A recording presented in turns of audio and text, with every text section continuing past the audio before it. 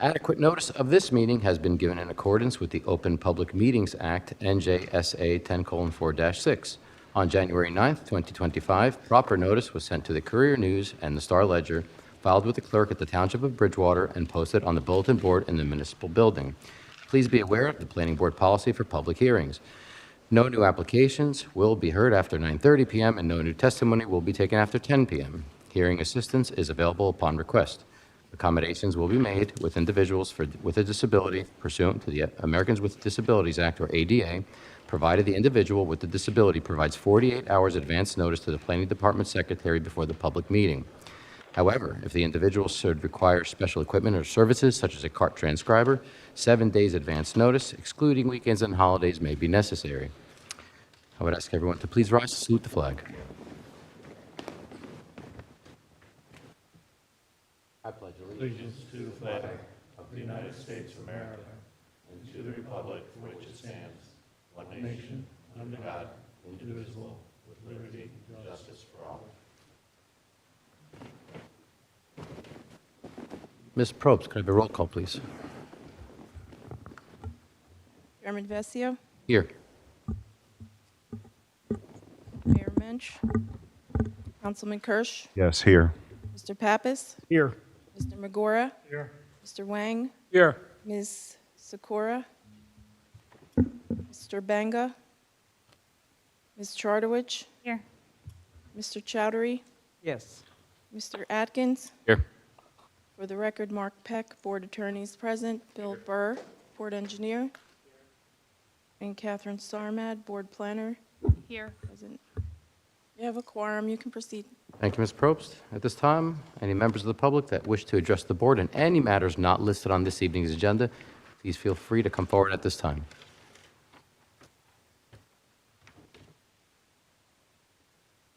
Seeing none. Ms. Probst, I'd like to perform a quick roll call, or at least a check-in for the November 18th Planning Board meeting date. I'd like to perform a quick quorum to see who's going to be available that evening. November. Mr. Atkins? November 18th? That's November 18th. Correct. Okay. Mr. Chowdhury? Yes, please. I'm Okay. Ms. Chartowich? Yes, I'll be here. Mr. Peck? I will be here. Councilman Kirsch? Uncertain. It is the League of Municipalities. I may not be attending. If I don't attend, I would be available to be here. Thank you, Councilman. Mr. Magoro? Mr. Wang? Yes. And Mr. Pappas? I believe so, yes.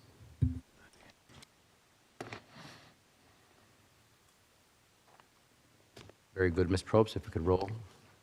Okay. Thank you. Thank you. Okay, moving along to some board minutes. We have a set of board minutes from October 1st, 2024. Ms. Probst, could we, for the record, state who was not available that evening? Mr. Chowdhury was absent that evening, so anyone can motion or second other than Chowdhury. Very good. Any comments or questions or changes to the record for the October 1st, 2024 meeting minutes? I'll move the approval of October 1st, 2024 minutes. That's Councilman Kirsch. A second, please. I'll second. That's Ms. Chartowich. All in favor? Aye. Next, we have a set of minutes from October 15th, 2024. Again, Ms. Probst, could we recall who was not present that evening? Everyone was present. Thank you. Any comments, change to the record? If not, I'll take a motion to approve the October 15th, 2024 minutes. That's Mr. Chowdhury. A second, please. Mr. Pappas, all in favor? Aye. Next, meeting minutes from December 3rd, 2024. Ms. Probst? There were quite a few members present. I'm going to read who was here instead of who wasn't. Okay. Mr. Atkins, Mr. Chowdhury, Mr. Magora, Councilman Kirsch, and Chairman Vessio. So this is December 3? Correct. Oh, Chick-fil-A. Okay.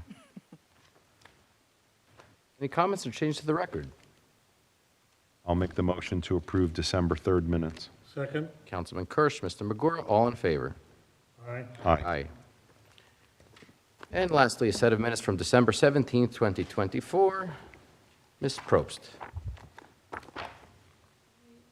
Ms. Chartowich was absent, Mr. Atkins, and I have Mr. Pappas as absent. Very good. Any comments or change to the record? No? All right. I'll make the motion to approve December 17, 2024 minutes. Councilman Kirsch, a second, please. Mr. Wang, was that? All in favor? Aye. Aye. That concludes our board minutes. And moving along this evening to our land development applications. We have application number 25-010, the Clubhouse of Somerset County, Not Just Golf, Block 559, Lot 6. And who will be representing the applicant this evening? Good evening, Mr. Chairman, board members, and board professionals. My name is Michael Silbert, and I'm an attorney at the law firm Murphy, Schiller, and Wilkes, LLP, appearing on behalf of the applicant, the Clubhouse of Somerset County, LLC. This is an application for site plan approval for property located at Block 559, Lot 6, more commonly known as 1213 Route 22. I'm excited about this application because it involves the adaptive reuse of an existing commercial building that, as many of you know, has struggled for years to attract and retain a viable tenant. And rather than allowing the structure to continue to sit underutilized, this proposal represents an opportunity to breathe new life into the property through a modern, high-quality, low-impact use that we believe fits perfectly within the surrounding commercial corridor. The proposed use is a blend of, please excuse me, of indoor recreational uses as well as restaurant uses. The concept, as we'll get into more detail later on this evening, is to provide for a number of golf simulator units, lounge space, bar space, dining areas, and there's the opportunity to host corporate events, birthday parties, as well as just somebody coming in there who wants to work on their golf game. So when you look at the location, in my opinion, it's hard to imagine a better setting for this type of use. The site sits between two major highways surrounded exclusively by non-residential uses, and it's buffered, obviously, from any residential neighborhoods. So from a planning perspective, the applicant contends it's an ideal spot for this active, experience-based recreation and dining concept, and we feel that it'll have minimal off-site impact. The applicant will certainly testify to why Bridgewater was selected, but in short, we believe the township has the perfect demographic mix for this type of use. It has young professionals, families, corporate users who value high-end, community-oriented recreation and hospitality. And this concept has already proven itself at the clubhouse's existing location in Fairfield, New Jersey, which has experienced tremendous success and community support. And this site allows that same proven concept to be replicated in a location that really checks every box off. Before I turn things over to our witnesses, and I have two planned witnesses this evening, I just want to briefly touch on a few items noted in the Planning Department's report dated October 15th, 2025, which references several of the board's professional review memoranda. First, with respect to any variance relief needed for this application, I just want to clarify that our notice did flag the possibility of requiring a front yard parking variance, and it also, of course, used the catch-all language should there be any other variance or design waiver relief should the board deem that necessary. So our plan, we believed and had hoped that it was designed to fully conform with the township's ordinance. There is a technical interpretation issue regarding the front yard area, and out of abundance of caution, we did include that possibility that a front yard parking variance could potentially be needed. But I do believe the board has jurisdiction to consider any relief as part of this application, provided that the board and Mr. Peck feels that our notice was adequate, and will ultimately defer to the board and its professionals on whether any relief is necessary. Just a quick comment on the parking that I just wanted to say to the board is that when we initially prepared the very first iteration of our plan, and it's something that was prepared prior to our submission to the board, we deliberately tried to apply the most conservative methodology possible for calculating the number of parking spaces required for this application. And initially, we treated the entire space as a restaurant use. And that approach produced, again, the most conservative parking requirements under the ordinance. And even under that strict standard, the plan was fully compliant. So when we later submitted the updated plans to the board, the ordinance's request to blend the methodology between the two uses actually resulted coincidentally in a parking count that remained exactly the same. But I just wanted to note for the board that we did try to make the most conservative approach possible. And, you know, I think that this is more of an indoor recreation use under the ordinance where the required parking would actually be lower than treating it as a restaurant use. But again, we took the most conservative approach and did treat it as a restaurant use entirely. The site environmental conditions, you'll hear some testimony on that. Just know that the plan was put together based upon a portion of the property which features historic fill, and there's other environmentally sensitive features that shape the site design before you tonight. So none of those environmentally sensitive areas were impacted by the proposed site improvements, but of course those environmentally sensitive areas were kept in mind in creating the design before you this evening. And then one last comment before I turn it off to our first witness. We received and reviewed the Fire Prevention Bureau's memorandum, and there are a few items that will require additional coordination, but we certainly stipulate as a condition of approval, should we receive approval, to work closely with Mr. Scalera during post-approval compliance to address his comments to his reasonable satisfaction. And I feel very confident that we can address any issues in a manner acceptable to Mr. Scalera and the township's professionals. So with that, Mr. Chairman, I'd be happy to begin with our first witness. Thank you, Mr. Silber, for that introduction and those comments. I'll just note on the jurisdictional question that was raised before, the notice is fine. The Thank you. reasonable person on the street certainly has a very good understanding of what this application entails and whether or not there's a front yard parking variance doesn't affect that. Excellent. Mr. Silber, can we swear in your witnesses? Yes, I'm going to ask that. Let me give you.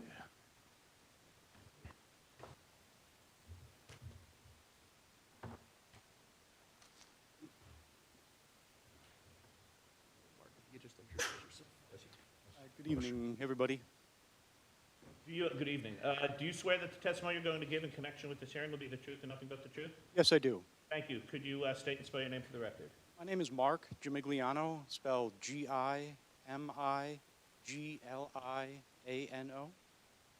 Thank you.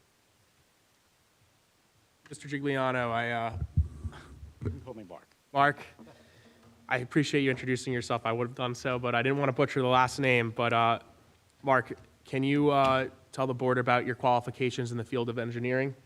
Yes, I'm a professional engineer, licensed in the state of New Jersey. I also have a license in New York State. I've been working as a professional engineer for over 30 years, licensed since 2008. Earned a degree in civil engineering from the New Jersey Institute of Technology, and I've testified in front of numerous planning and zoning boards across northern New Jersey. License is in good standing. Yes, it is. So, Mr. Chairman, I would ask if Mark could be accepted as an expert in the field of engineering. Are there any objections to Mr. Gimigliano's qualifications? Please proceed. Thank you. Thank you. So, Mark, did you or your firm oversee the production of the site plan that was submitted to the board this evening? Yes, we did. And can you walk us through some of the site improvements that are shown on the site plan? Sure. I brought some exhibits with me that I'll refer to during my testimony. The first one's up on the board, and it's called a existing aerial exhibit. It's dated 10/21/25, and it's an aerial image of the subject and adjoining properties. The subject properties outlined in red. We can want to mark that. That is A1, space date.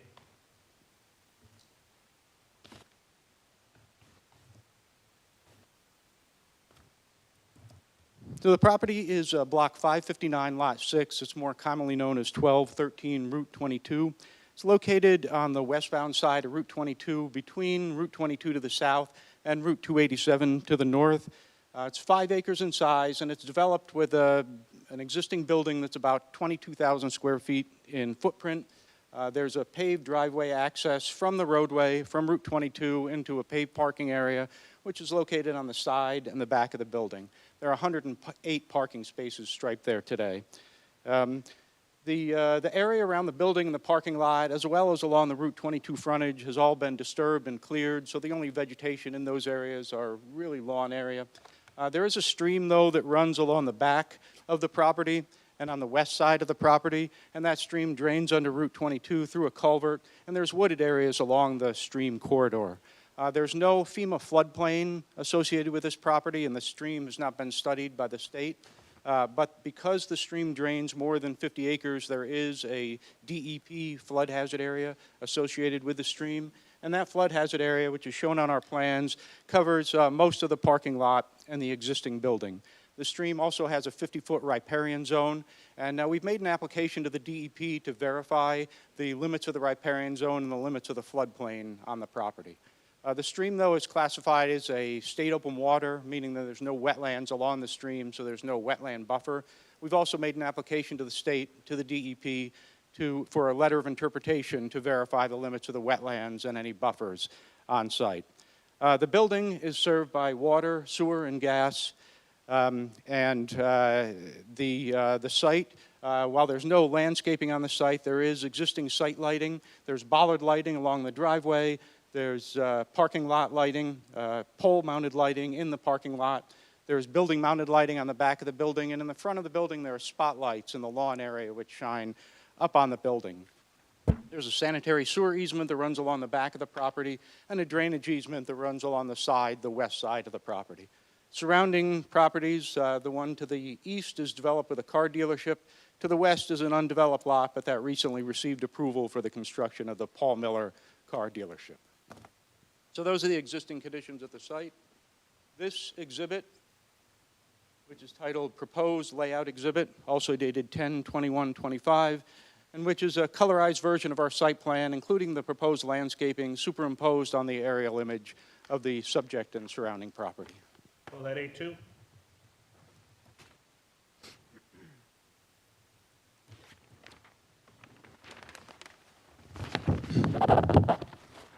And what we're proposing is to renovate the interior of the existing building. The existing building used to be occupied by a furniture store, but now it'll be occupied by the proposed indoor recreation and entertainment, along with dining and other uses.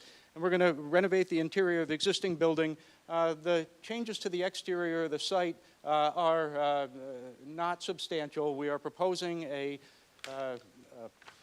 outdoor patio area in the back of the building. We're going to restripe the parking lot for the proposed use, and we're also proposing to construct a small parking area in front of the building. As we had mentioned in the opening statement, the parking calculations are based on the distribution of the uses in the building. When we first started this project, we calculated the required parking based on what we thought were the worst case scenarios for both the entertainment or the indoor recreation use, and then what the parking requirement would be if we maximize the amount of seating in the building. What we have proposed are 140 parking spaces with 4 EV parking spaces. So using the 140 with 4 EV parking spaces. So using the EV credit, it effectively can provide enough parking for a building that requires 144 parking spaces. What we calculated for our parking requirements were based on each worst case scenario is that we require 130 parking spaces.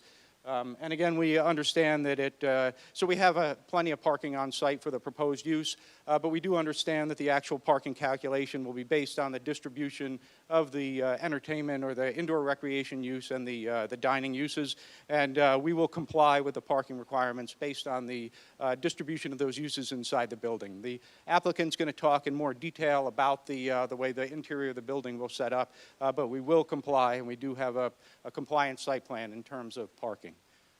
For the restriping of the parking, we're going to restripe the existing lot. We're going to stripe new spaces as well in the back and the front of the building.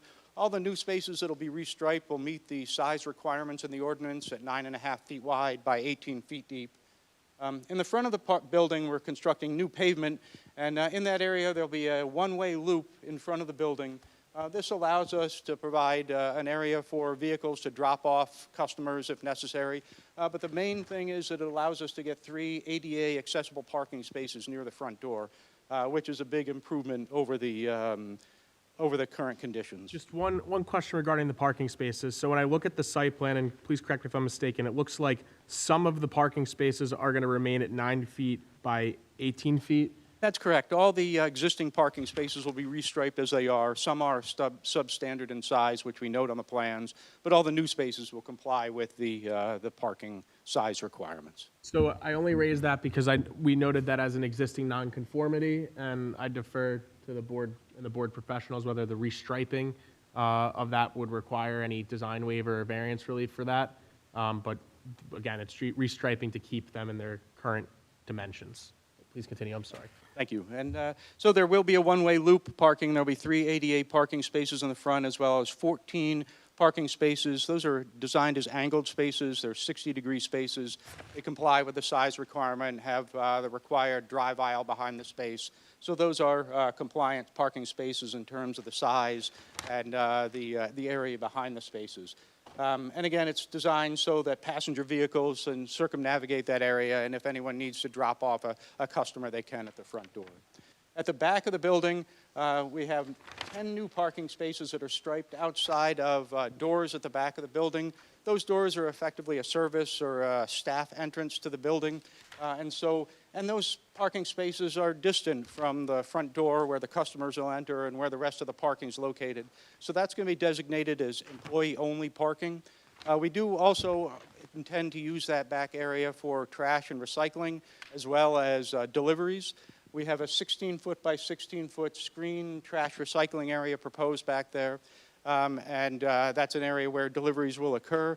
But with the parking spaces there, that area needs to be clear in order for deliveries to be brought into the site and for trash to be collected. So that will be, the trash will be collected by a private waste hauler. It'll be scheduled for off hours. Deliveries and trash collection will be in the morning.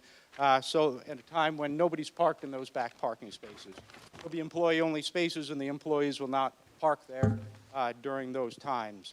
As long as there's nobody parked there, there is room to get delivery vehicles, which will be by box truck only, as well as a garbage truck back there to pick up the trash. After the trash collection and deliveries are finished, then the employees will park in that area to free up parking space in the rest of the lot for the customers. The outdoor patio area is a new area that's proposed. It's proposed an existing lawn area in the back of the building. It'll be a paver surface area that'll be screened by a 6-foot-high privacy fence. Most of the patio will be uncovered, but the center of the patio area, as I show on the exhibit, will be covered by a canopy. So it'll be a partially covered outdoor patio area. The existing water, sewer, and gas connections will all remain. There'll be no changes to any of the utility connections, although we will add a grease trap to the sanitary sewer line for the proposed food service use. For stormwater runoff, the way stormwater runoff from the site works today is that there's the driveway, the parking area, and the existing building all drain to a drain in the center of the parking lot, and water from that drain is piped out to the east to the stream. That drainage pattern is going to remain under proposed conditions, so the driveway and the parking lot and the building will all continue to drain to that drain. We're going to add a couple small drains in the patio area to efficiently get water off of the patio, but those drains will be connected to the pipe. And in the end, there will be no, any changes to the water flowing to that pipe and through that pipe will be negligible, and the pipe has the capacity. There will be no impacts to the pipe capacity in terms of stormwater management on that part of the site. But at the front of the property, we're adding pavement, which is going to increase stormwater runoff. So we're adding a new drainage system in that area. This project is not a major stormwater development. We're not adding more than a 1/4 acre of impervious coverage. So we aren't required to meet the state's, the DEP's stormwater management requirements or follow their BMP manual to the letter. In this case, what we're proposing are drains in the front parking lot, which will collect water from the pavement and pipe it to a underground dry well system.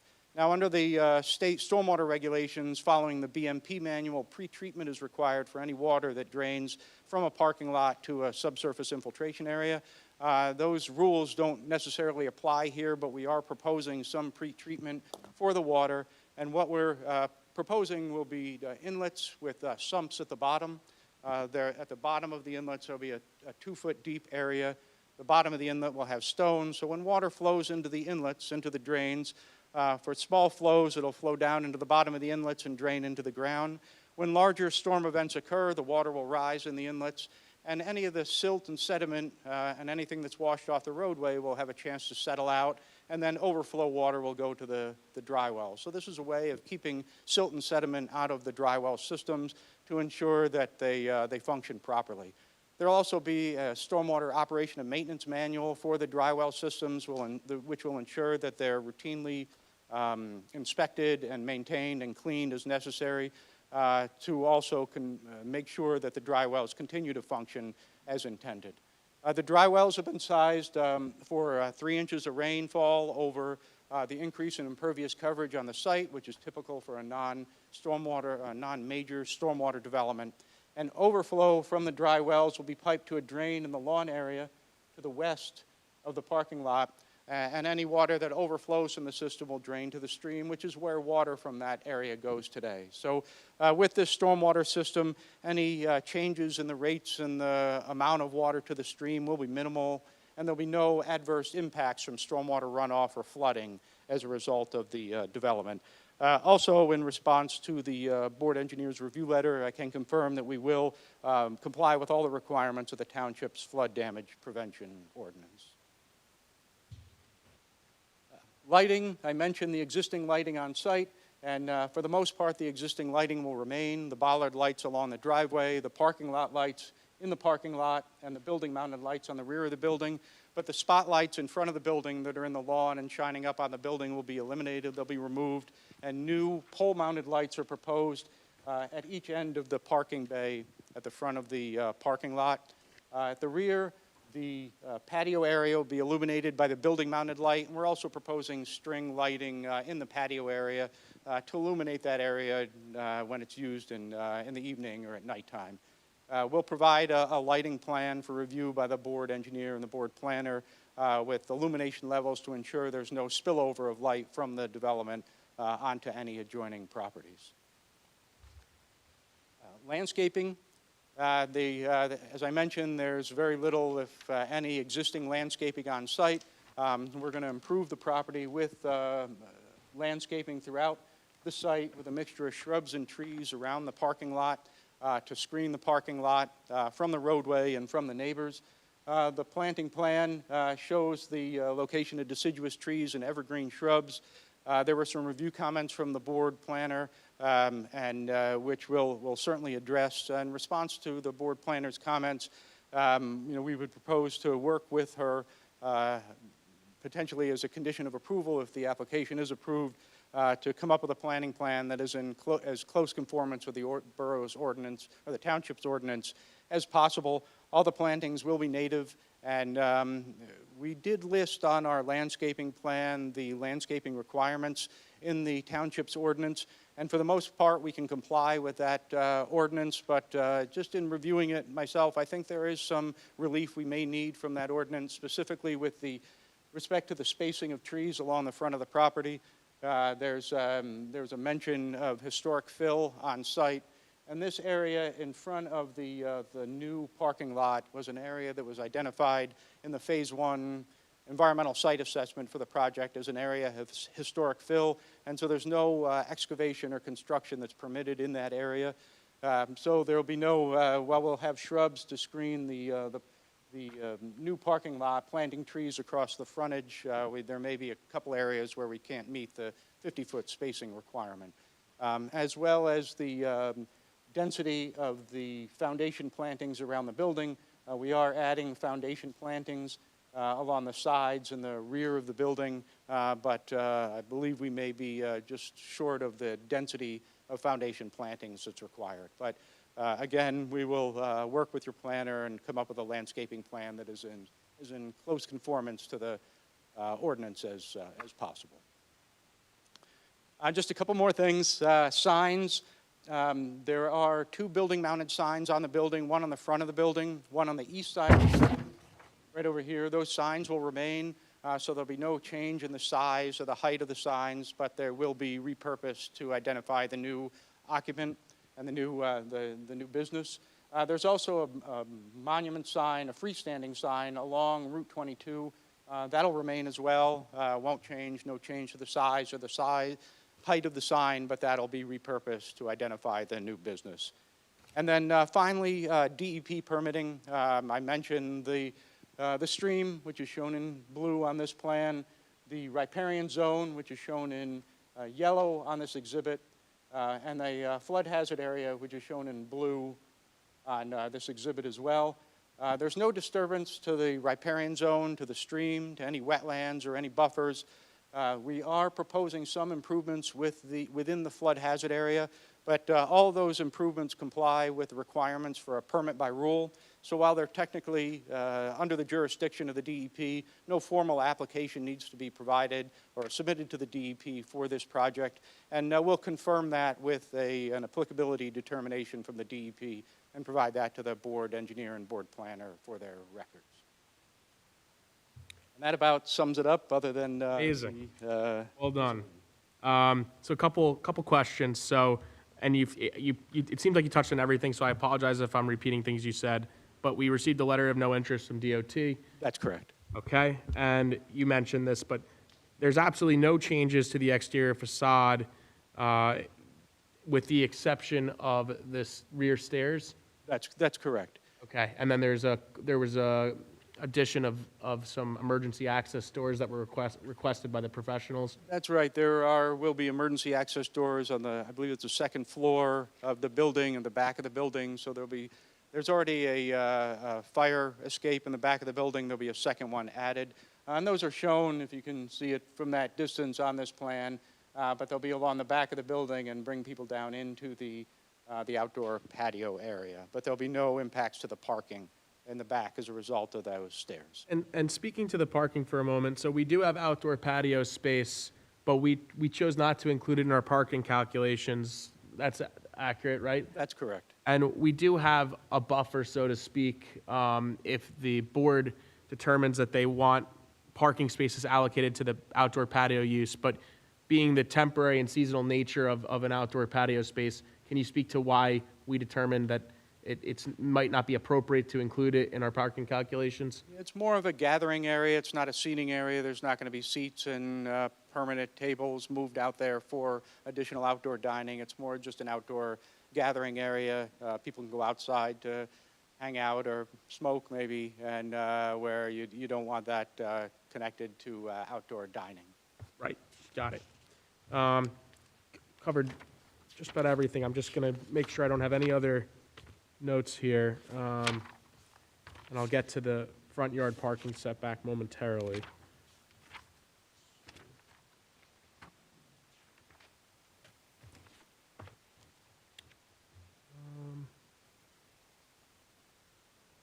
Okay, so I'll speak to the front yard parking setback. So just briefly, you had prepared an exhibit that you had up. I think it was marked as a, oh, this is a new one. This is a new exhibit, actually. Right. What are we calling this one? And this is overall aerial exhibit dated 10/21/25. It's the same aerial image we looked at Exhibit A1, but it shows the proposed building and improvements on the subject property. So I'm going to read on page 9 of, Mark that as A3. yes, please. I'm going to read on page 9 of Ms. Armat's report, pursuant to section 126-171C, no off-street parking or loading area shall be located in a minimum required front yard, with the exception of the HIC zone, where parking is allowed within 100 feet of the right-of-way. All parking shall be located in bays generally perpendicular to driveways or roads. We'll address that in one moment. Can you talk about the surrounding area and I'm sorry if you just mentioned it, but what are the setbacks for the surrounding properties? Sure, what this shows, it shows the same surrounding properties, but we've added some dimensions on the plan for the distance from the Route 22 right-of-way to the parking in the front yard. And the existing parking varies from 15 feet and 57 feet, 28 feet. Over on the west side, it's in the range of 48 to 55 and 96 feet. The proposed parking at our property will be 51.3 feet from the front property line. It is in the required front yard, so we do require relief, but it's consistent with the parking at the other properties along Route 22. And there's a couple of things that are unique about this property and in this corridor here. So there's extensive space in the DOT's right-of-way. Is that accurate? That's correct. So it doesn't conform with the ordinance, but it creates the illusion, at least from the traveled roadway, that there is conformity, at least to the naked eye. That's right. It's about 124 feet from the traveled roadway. You don't perceive there to be any negative or detrimental impact to the surrounding neighborhood or the community? No. And then just speaking to and you already spoke about this, but the environmental constraints on the site and the site configuration, do you think it's possible, based upon the existing building layout, to comply with the 100-foot setback requirement for parking? The existing site does not have any parking in the front. Because of the location of the building, in order to add parking in the front, which allows us to have the drop-off space and, more importantly, allows us to provide ADA parking spaces near the front door, you would not be able to comply with 100-foot parking. So even if you had a blank canvas, because of the environmentally sensitive areas around the site, you couldn't really locate the building necessarily in a different location to provide the adequate amount of parking for this type of use. That's right. I mean, the property is the required 5 acres, but it's wider. It's not as deep. So moving the building back because of the stream and the riparian zone would be difficult to fit both a building of this size and parking in front.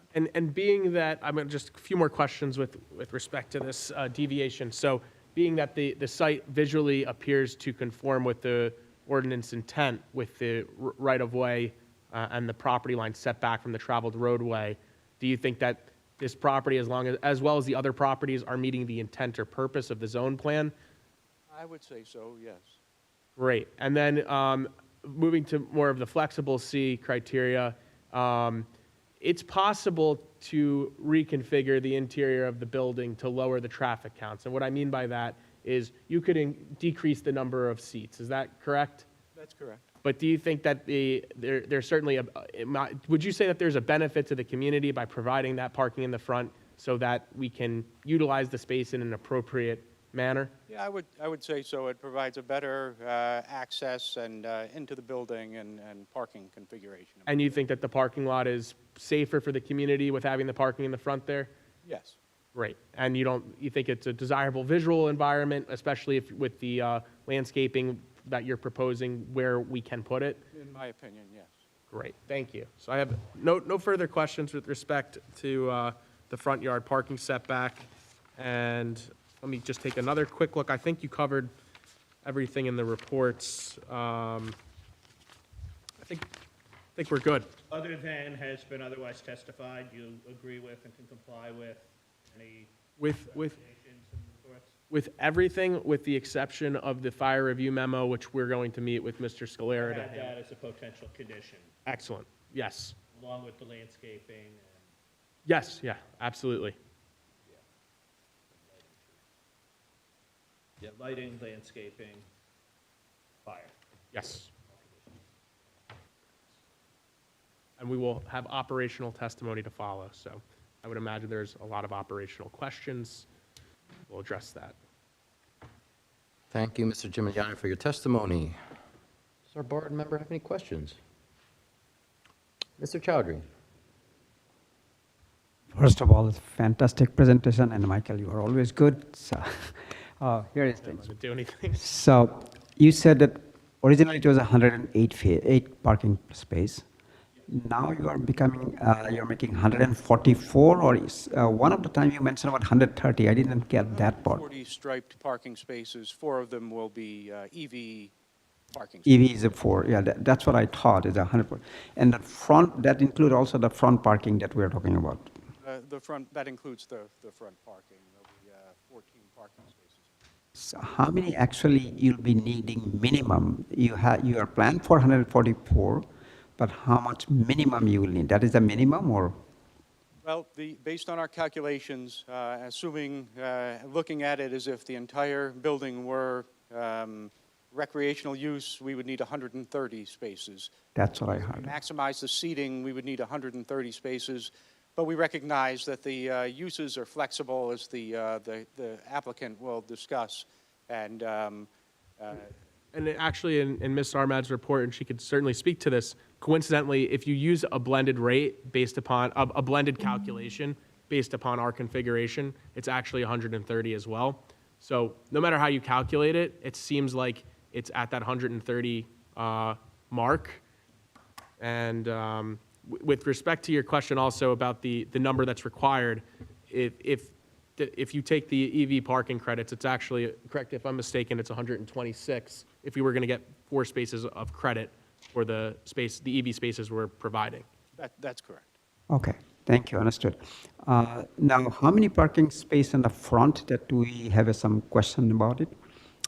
That you are putting in front parking? How many parking spaces? Yes. In the front, there's 14 angled parking spaces and 3 ADA accessible spaces. Okay, that's an angle parking, 60-degree angle is a 14 parking space. So if we come up with the idea to remove the 14 spaces, I think 40 will be angle and I think the 4 is on towards the west side, am I correct? Or the front parking?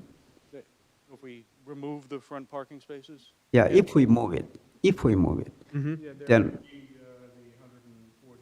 But I know that. It would be compliant. Still be in compliance. Still be compliant, would that's still what be the in question is. Okay. So, We think, but Mark, you think that having that parking buffer is not just a benefit to the applicant, but it's a benefit just to the whole circulation and safety of the site? Certainly to the circulation and safety of the site, especially having the ADA parking spaces close to the door, I think is important. okay. So the disabled parking will be covering in that area then? Handicap parking? I'm sorry. Handicap parking, The handicap parking, the Yeah. ADA parking there. We meet the ADA parking requirements. There's 3 in front of the building, and then we have 2 more on the side of the building where it's located today. okay. So let me go back to the back side that you mentioned that the back side you have employee parking only.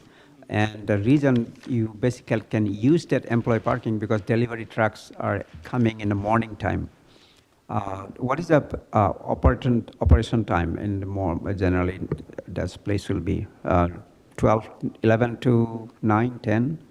We'll have our next witness, who's the principal of the applicant. He's going to testify to all the operational testimony, and I'm sorry to keep your questioning because it's important, but we'll have, if it's hours of operation, we'll certainly give testimony on that very shortly.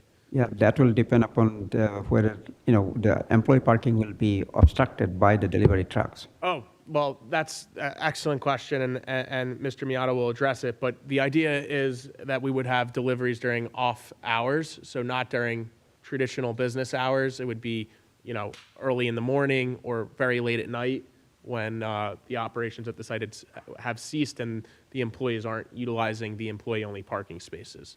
And I don't know if you touched upon it, but I think you did, but can you just point to where the 3 striped loading bays are?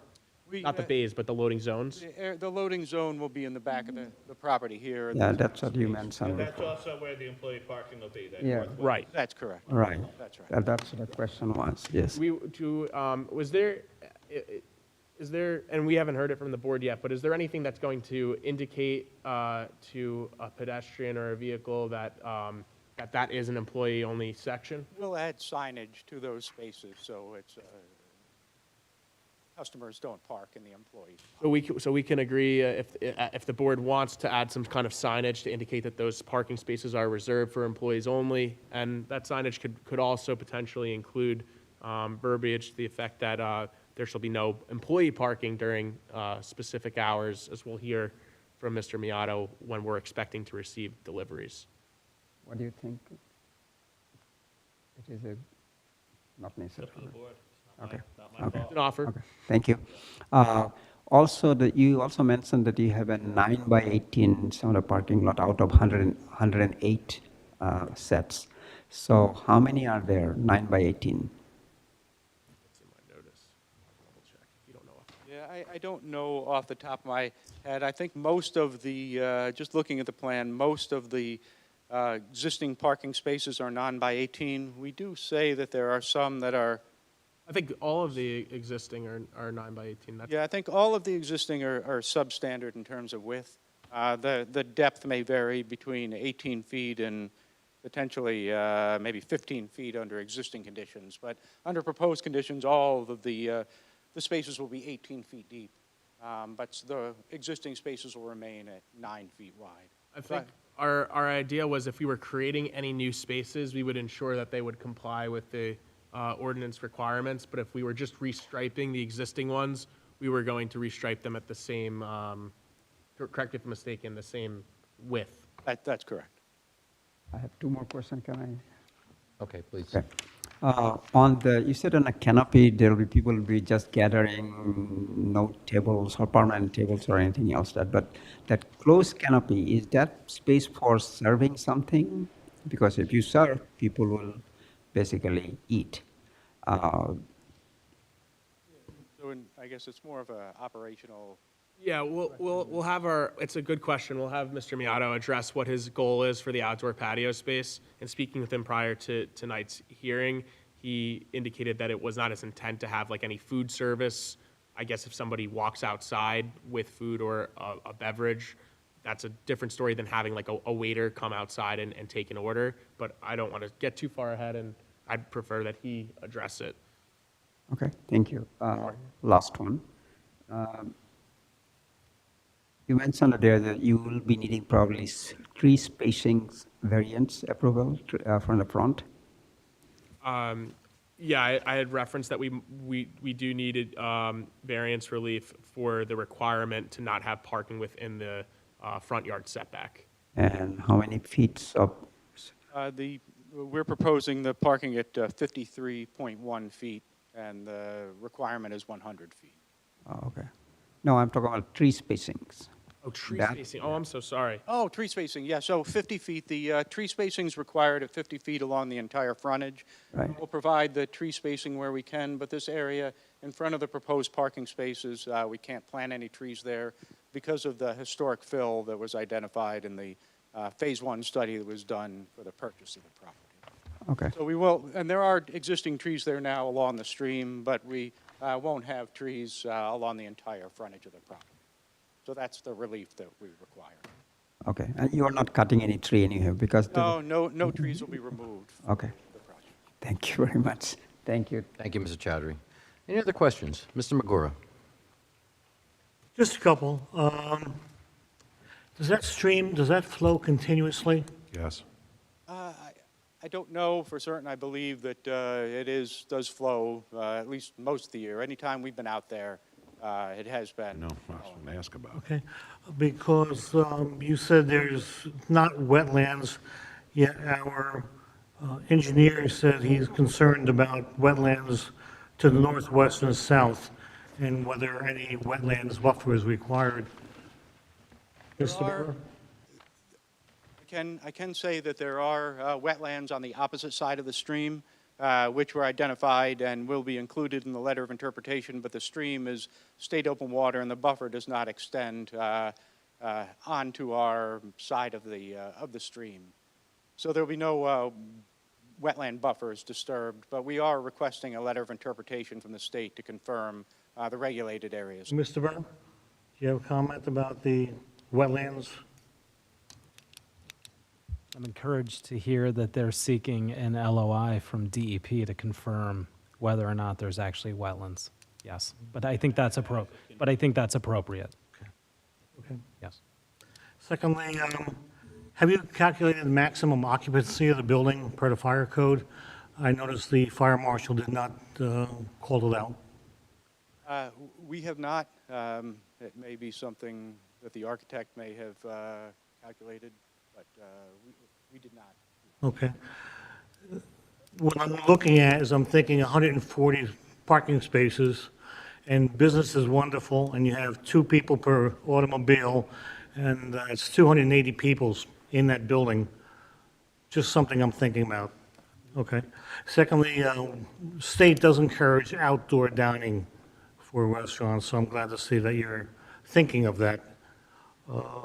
Finally, what's the property line on the south there? How far away is that from Route 22? Property line from Route 22. From the traveled way is about 80 feet, just less than 80 feet. 80 feet? 80, yes. Okay. That's all I have. Thank you. Mr. McGora.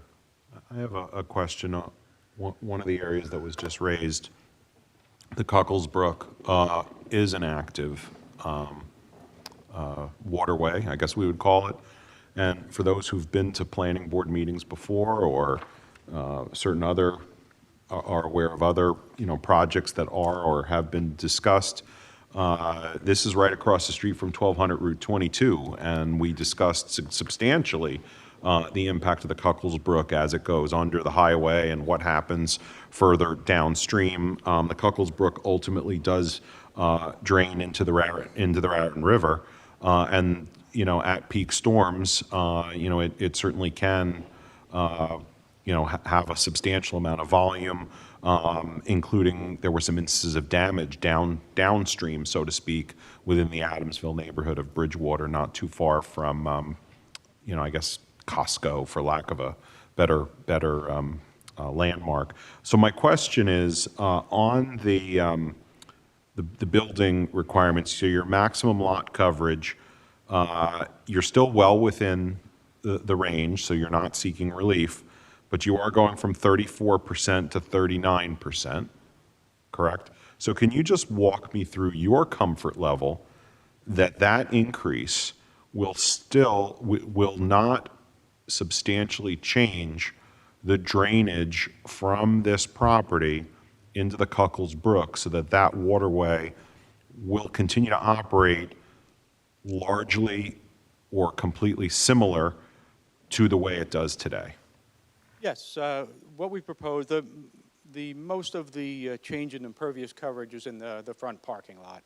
And what we're proposing is to collect the water from that area and infiltrate it into the ground. So under most storm events, you're not going to have any runoff from that front parking lot to the brook. So there would be actually less volume of water going to the brook. During large storm events, though, there would be an overflow from the dry well system down to the brook.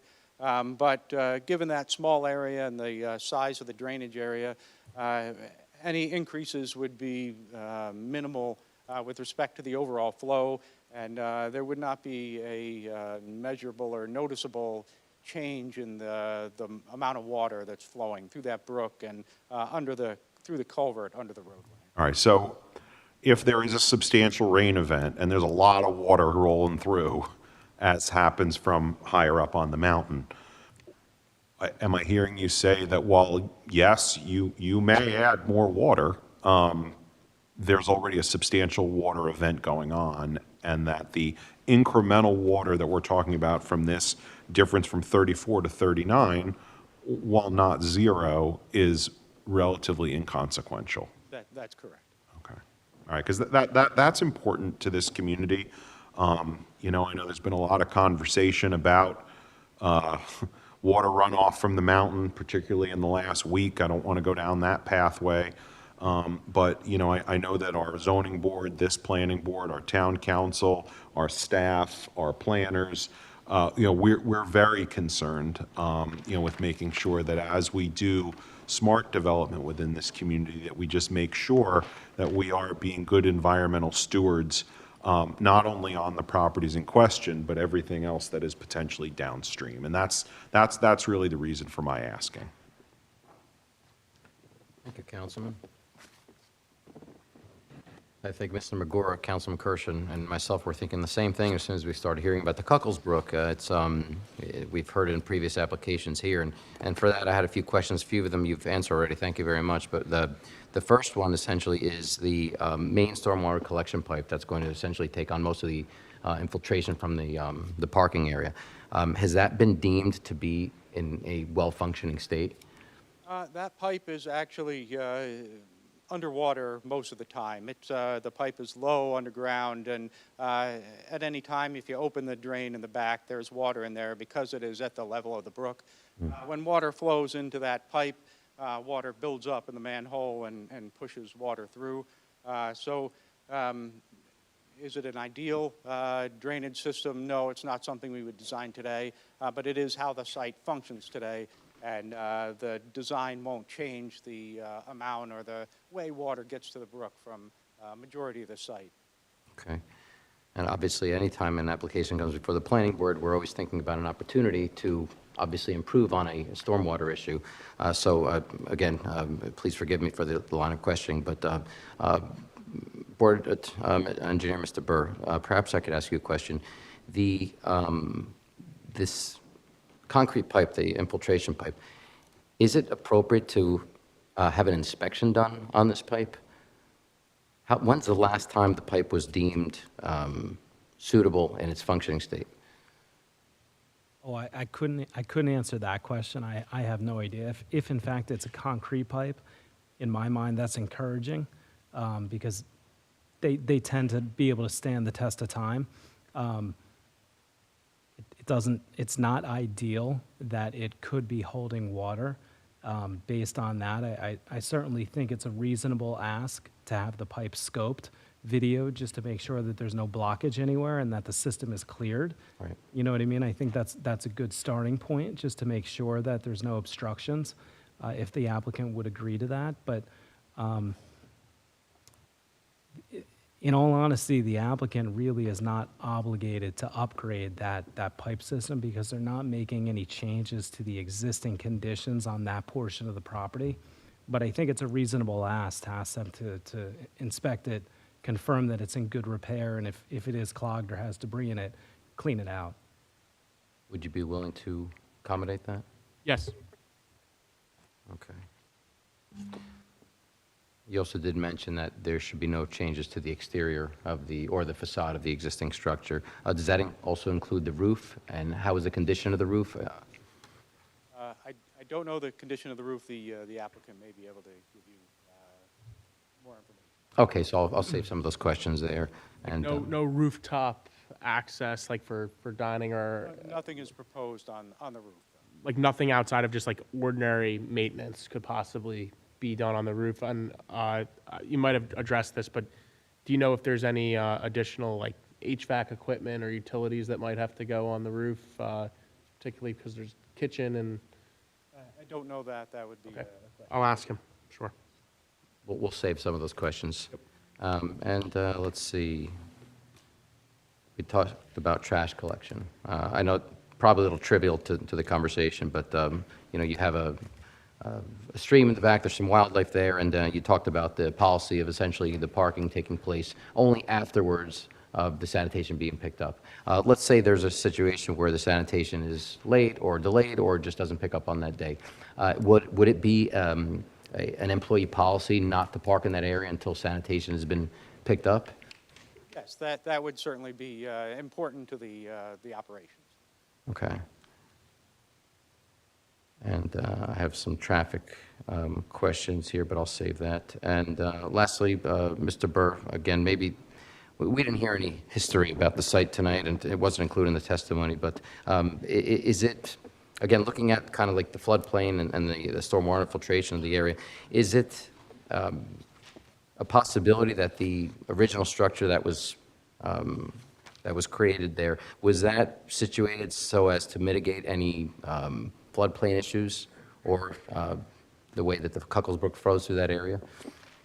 The existing system? The existing like where the structure is situated today. Is that why we see this front yard setback the way that it was out of conformity? Where the existing structure is situated? I don't know. I think that existing building is situated generally in line with some of the rest of the buildings along that corridor. Okay. I think that probably has a larger play in that. Okay. It does look like the Cuckold's Brook clips the front corner of this property.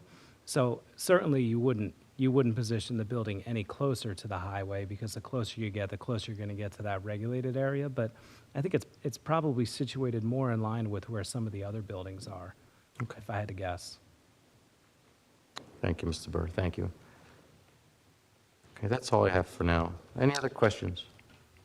Mr. Pappas? Thank you. Mr. Silbert, could you just remind us other witnesses and what they're going to be testifying? You said the applicant is that it? Yeah, so we have one other witness, and that's the applicant, who's the principal of the applicant. His name is Rich Miato. Rich Miato is responsible for preparing the conceptual architecturals before the board this evening. So he's going to speak to that, and he's also opened up a successful location in Fairfield and has can speak about the operational testimony at this site and speak about how the operations work at its current location. Okay, great. Thank you.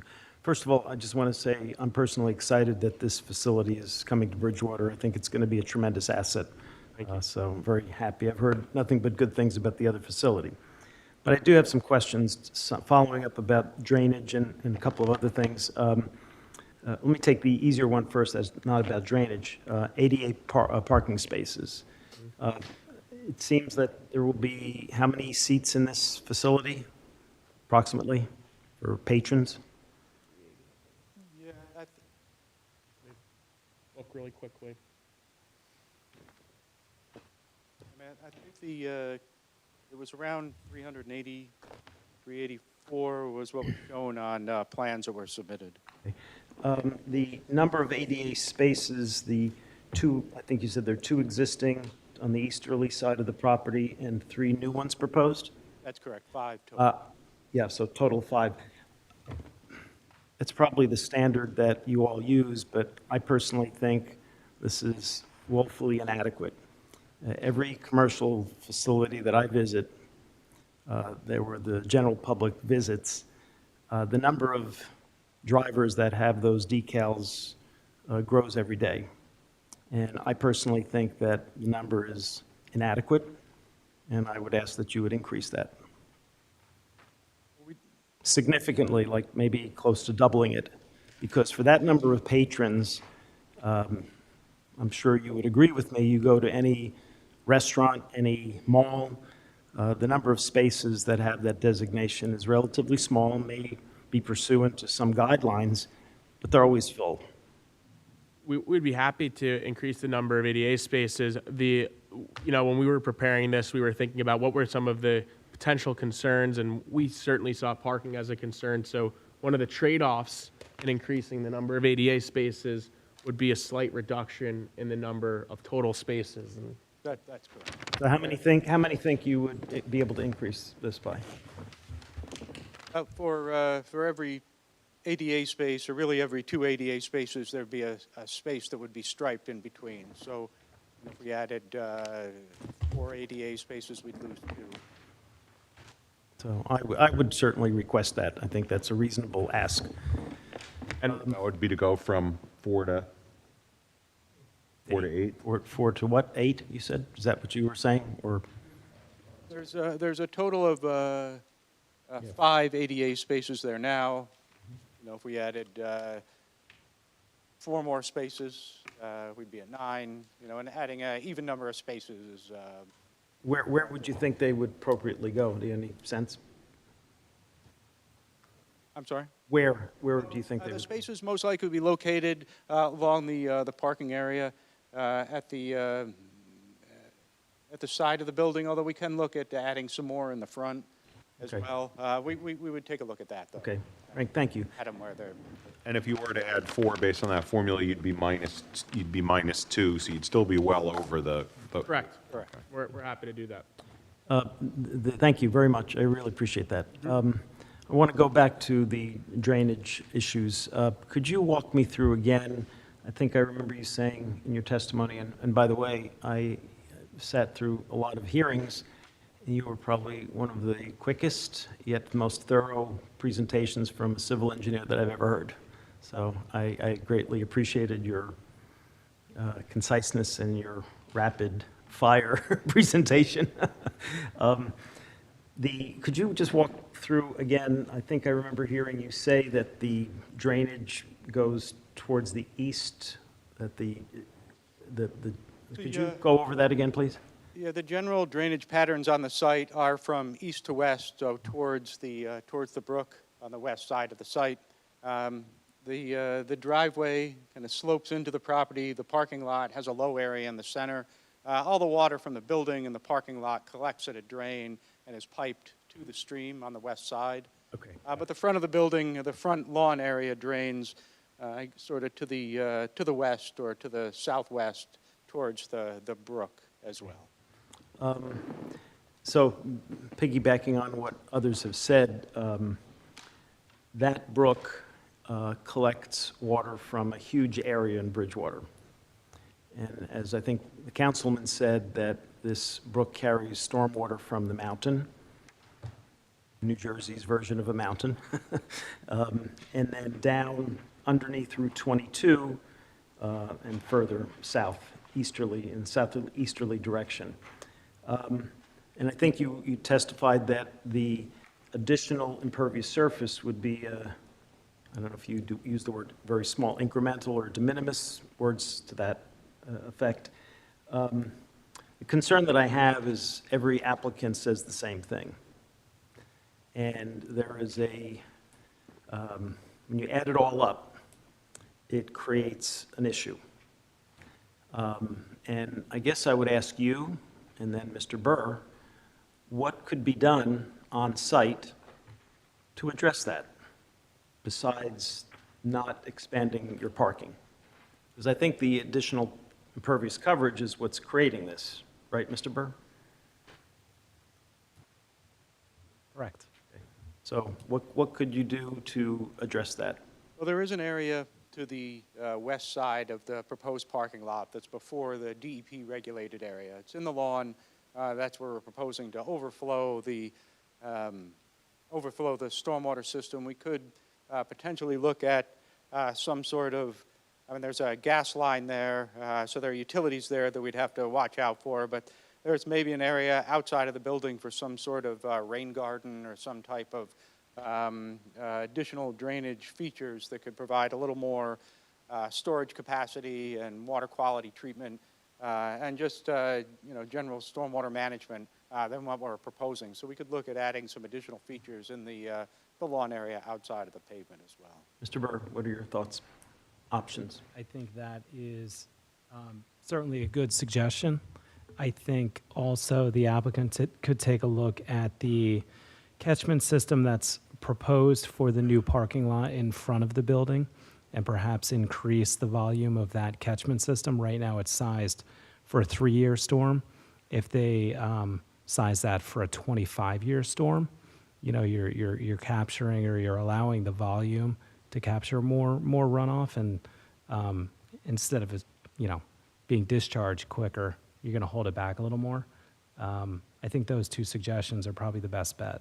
There are downstream on the Cuckles Brook, with the benefit of the applicant and his professionals, downstream in the Cuckles Brook, when we had a major storm here 4 years ago in Ida, that brook swelled to the point where not too far downstream, this brook goes through a residential neighborhood, and houses were absolutely devastated.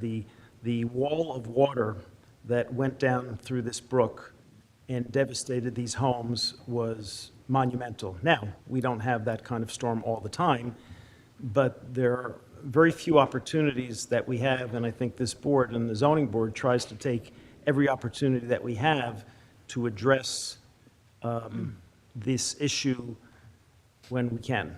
And so this is one of those instances. I have I certainly want to support this. I want to see the success of this operation. I have no issue with the additional parking, but I think I'm requesting some additional steps that could be made to lessen the rapid rate of additional stormwater runoff that would be created with this additional impervious surface. For me, that's a very, very key point here. Because again, if you have 10 of these applications along this brook, it adds up. Right, Mr. Burr? Not trying to put words in your mouth, but Absolutely. it's not rocket science.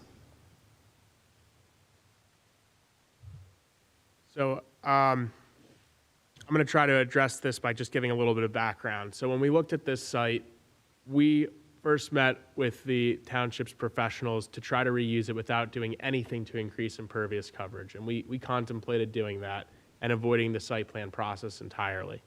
And everything that's been said is taken to heart, and I certainly understand because I come before this board quite frequently in the zoning board, and it's always a major concern. But with respect to this application, we decided to move ahead and create those additional parking spaces, create the patio area, because we felt that it was, yes, it's a benefit to the applicant, but we thought it was a better, more efficient plan for the township.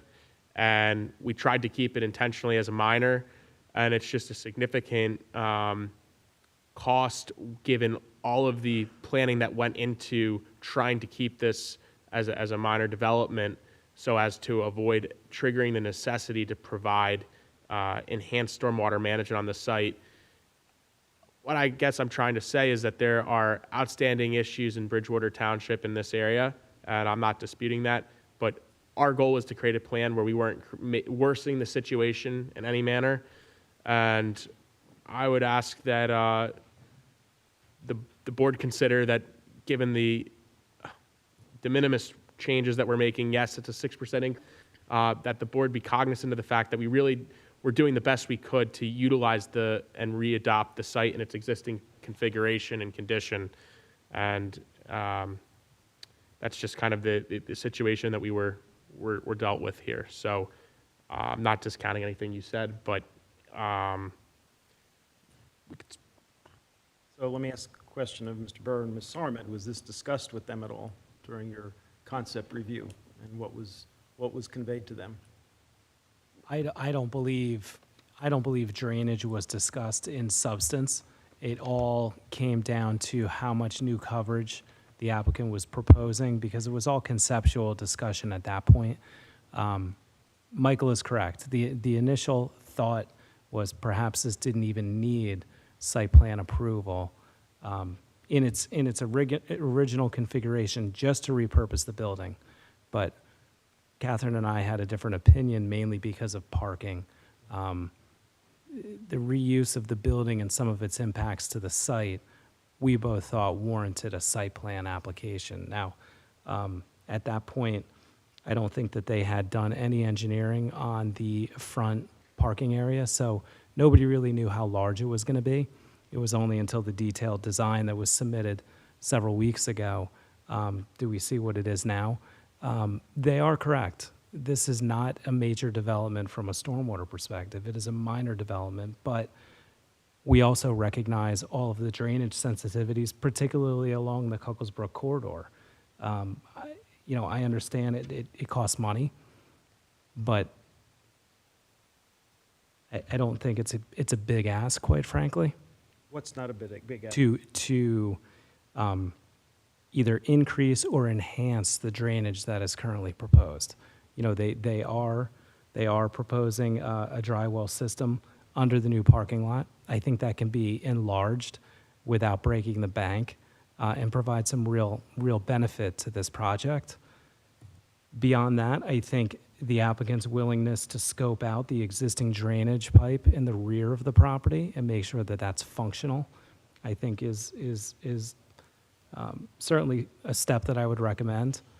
As far as adding new facilities, certainly the board can ask. I think we heard the initial response from the applicant, but I think as a first step, increasing the size of the proposed system that's capturing the runoff from the new parking lot will provide a real benefit. If an applicant came here with a brand-new building, of course, new stormwater, so I guess the other question for you, Mr. Burr, and maybe for Mr. Peck. So we have new stormwater management requirements that I guess do not apply here? Is that? No. They do not apply. I believe it's only if you're adding a certain amount of new impervious that the enhanced stormwater gets kicked in. And what's that amount? It's a quarter acre, quarter acre of, Quarter acre, of okay. new This impervious. is They're just under it. Yeah. They are just under it, and that's one of the reasons why I asked for an as-built plan at the time of a certificate of occupancy to confirm, in fact, they only built to that threshold. Because once they go over that, there is a very real enhanced Right. threshold they have to comply with. So I guess the other question that I typically ask applicants, and ask Mr. Burr this question, when we've had even two-lot subdivisions for residential properties, I've asked that the property owner, the applicant, agree to have not just a notation in the resolution of approval, but even a deed comment that would require or make it clear that the property owner is responsible for maintenance of any drainage facility or any drainage structure on that particular site. So whatever that appropriate wording would be. In this particular case, the application that we have has the Cuckles Brook, which is an existing stream. And so starting with that, if that was a request for some sort of a notation in the deed, what do you think about that? What would, quote unquote, maintenance of that stream look like? Would that be just keeping it free from any obstruction? And, minimally, I would say that would be something that we could request, right? Yes. Okay. And is there any other, in the existing plan that we have, nothing that's any different from what's been presented, is there any other drainage structure that should be noted? Well, yeah, when we talk about maintenance of the existing and proposed system, I think we heard the applicant's engineer testify that there would be a stormwater O&M manual, operations and maintenance manual. That's going to need to be prepared. And that's going to itemize or summarize all of the requirements that the applicant's going to need to take on a regular basis to make sure that the drainage facilities are functioning properly. So that's going to include making sure the Cuckles Brook the portion on their property is free-flowing. Right. It's going to include the existing drainage system that exists on the property now is in good repair. And it's going to make sure that any new facilities in the front of the property to capture the new parking lot, that they are continually inspected and maintained as well. So it's going to be an all-encompassing document. One question I was going to ask, in addition to having that O&M manual adopted, would the applicant also agree to provide an annual certification to the township at the end of each calendar year that certifies that they have in fact maintained their facility for that year? Because it's an important component when the township has to do its annual report to DEP to make sure all private facilities are being maintained. So with the O&M manual, with the annual certification, that's going to spell out exactly what needs to be done. Mr. Selbert, I don't know if you heard the question I asked Mr. Burr about just maintenance of even the existing Cuckles Brook, keeping it free of any obstruction. I've asked I know you were consulting with your folks, but, where we've had even two-lot subdivisions for residential properties, I've asked and that there be a deed, notation in the deed that would require the property owner to maintain any drainage system, and certainly thinking of the Cuckles Brook, keeping, again, the portion of the brook that's on this lot, keeping it free of any obstruction or whatever the other appropriate language would be. Sure.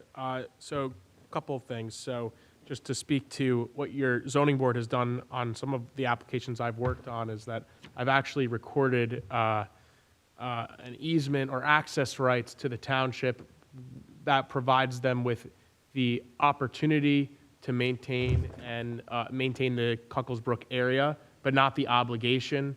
And it's required the applicant or property owner to maintain that area. And I have an easement that I can recycle from prior applications that your other boards imposed, which I'm happy to do. As far as the annual certification and the O&M manual, we're happy to include both in a deed notice and to comply with the annual certification request from Mr. Burr. Did that address the questions? Yes, thank you. Guess that's all for now. I'm still concerned about the drainage, so I guess we'll come back to that later. Thank you. So I do, so what I was speaking about was the possibility of adding two additional dry wells.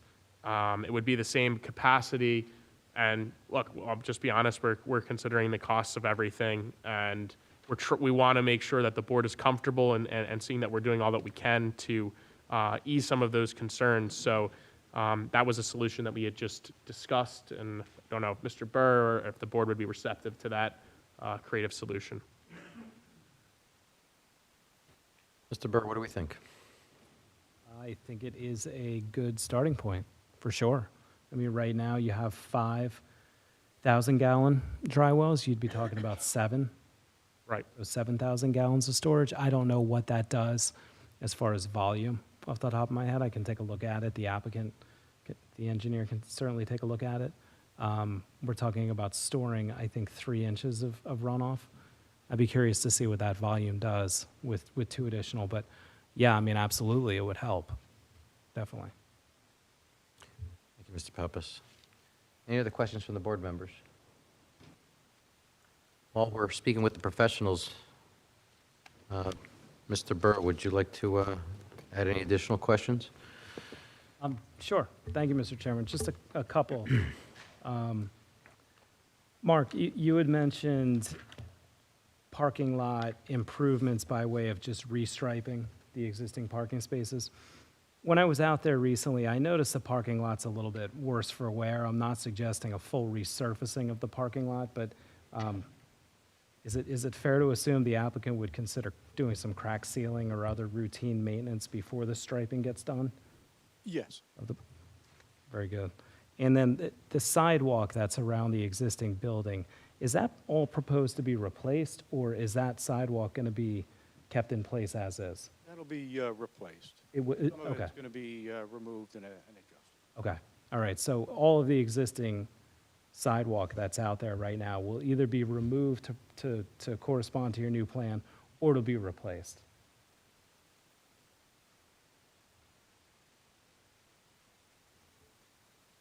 I think some may need to be repaired and replaced, but I think on the side of the building, they're going to cut the existing sidewalk and keep the existing sidewalk in that area. All that I want to see reflected is that if the existing sidewalk is broken or heaved or in any way unsafe, it's going to be repaired. That's correct. Okay.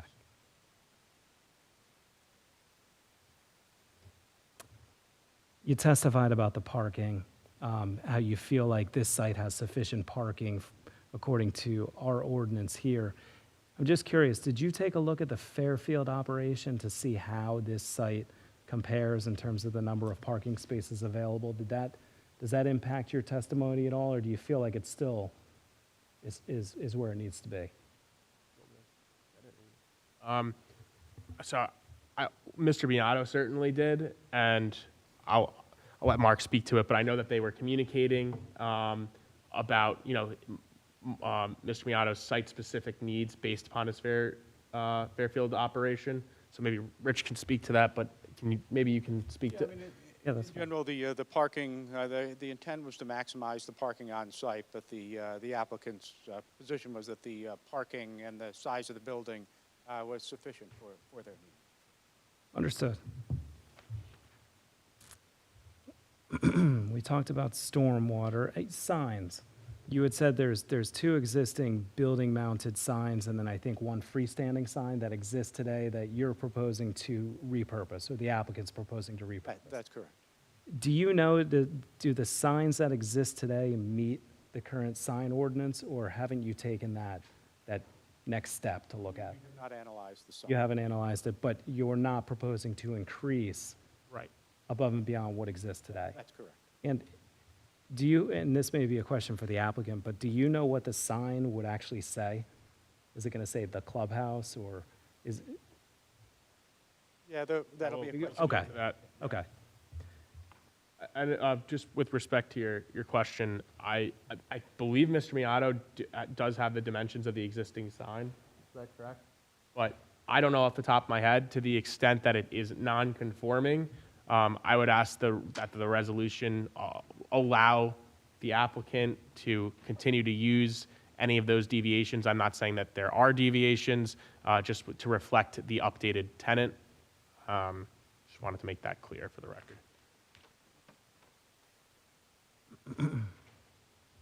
We heard some testimony about historic fill. And I think if I was following, the historic fill on the property is actually in front of the existing building where you're proposing to put the new parking lot? Is that not historic correct? fill is in front of the area of the new parking lot. It's along the roadway.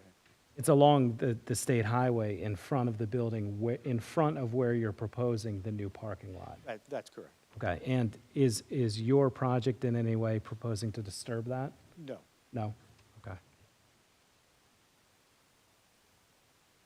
And last question has to do with the lighting. I think we heard there's 3 spotlights in front of the existing building that are going to be removed.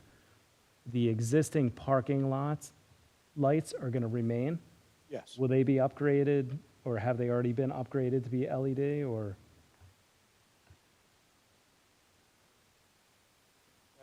We're going to take a look at it. We'd like a consistent lighting theme throughout the Okay. site, but, you know, if they're... To match what's being proposed in the front? That's right. If they're usable, then, you know, if there are no issues with the lights, then they would remain, but if necessary, we would. And you'll provide that information by way of additional info on the plan? I think you said a lighting exhibit would be provided? Okay. We can certainly work with you and Ms. Armad to make sure that you're happy with our proposed lighting for the site. I already have that as a proposed. Very good. Thank you. Sarman. Thank you, Mr. Chairman. Just a few questions. While we're on the signs, I don't believe the existing signs, any of them are lit in any way. This is obviously, the furniture store had a different operation, different time. I'm assuming that you'll probably want them lit if this is a nighttime operation. So I would just ask, I think I put it in the review memo, that any signage, you know, if you do know any variances from the sign requirements under 126-195, that you know, obviously requested from the board, but if you have any sign details that you could share, that I think that'd be helpful to the board as well. Absolutely. We'll speak, maybe we can take a brief recess between witnesses and see if we can identify any potential variances. Thank you. Thank you. Just a few questions or a few different areas to touch on. Right now, the parking area is, to the east side is separated, and it looks like, and you can say if I'm wrong, that the existing second building entrance on the east side of the building is not proposed to be utilized as an entrance anymore, correct? It's closed off now? That's correct. Correct. So I would just request that there be just a striped crosswalk across the parking lot, as particularly from where those handicap spaces are closest to the front. That creates a pedestrian path to make sure that people coming off the highway can see something and know that pedestrians are going to be crossing between that area. Yeah, we can certainly do that. Thank you. I don't know if we heard anything about the covered portion of the outdoor lounge area. It looks like half of it, particularly on the early sheets, notes that it's covered. Do you have any details related to if it's a temporary awning or if it's a permanent structure? The applicant can discuss that in more detail. Okay. And while we're on that as well, there appears to be, it's going to be fenced in. Is the fencing the same, or for the fencing for this area proposed, what's shown in the site detail, the details at this end of the site plan drawings? That's the A intent. 6-foot privacy fence? Yes.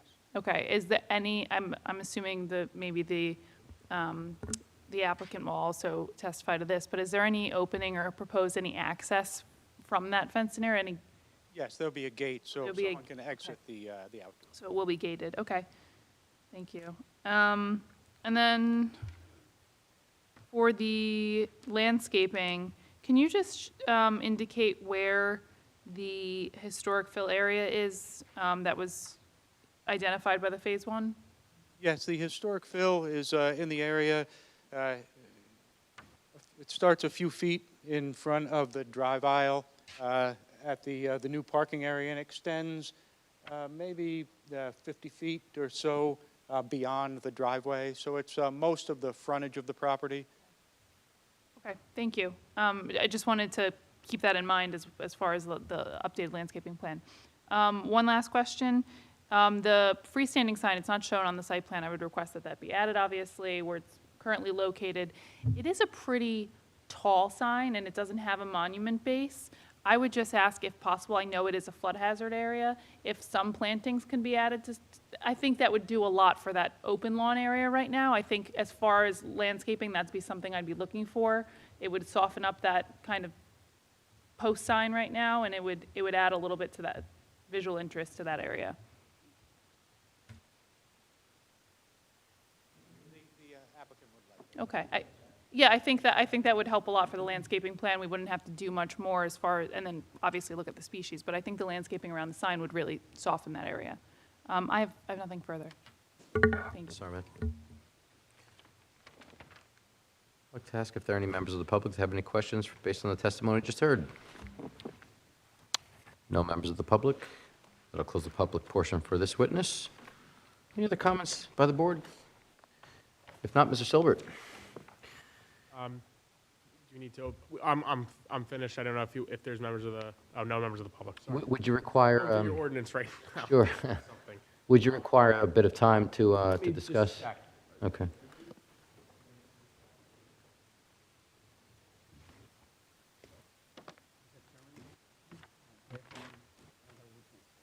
Yes.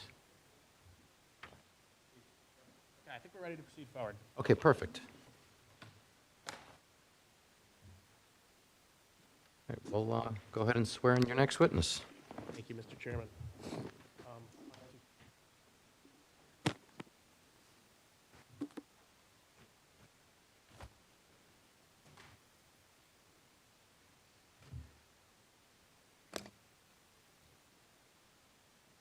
You swear that the testimony you're going to give in connection with this hearing will be the truth and nothing but the truth? Yes, I do. Can you state and spell your name, please? Richard Miato, M-E-A-T-T-O. Thank you, Mr. Miato. So why don't you tell the board a bit about yourself and your relationship to the project and talk about what you're proposing to do here. Yes. Thank you for taking time to hear us out today. The clubhouse is a unique type of venue. I've been the president and operator of it since 2016. We started in Fairfield. We have grown tremendously over those years. Something to the point where it used to not be a full-time job for me, and now it is. And what we like to try to do is, really find, unique situations and properties that we feel that are like done in a nice way. So like when we went to look out for like a new location with our second, our top location was Bridgewater. It took us over a year to find a place. And ultimately, because we spoke with a lot of landlords who didn't want to put the improvements into the properties that you guys have asked for, we went out and bought the building to make those improvements. Now, we are still a pretty small business. We don't have unlimited funds, but we basically found this site where we felt that most people weren't utilizing it for.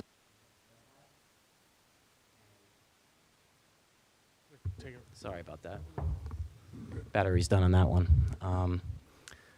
We thought the property could be presented much nicer than it is currently, and that's why it had our appeal to get to that. But to do so, we had to do it with what the resources it had.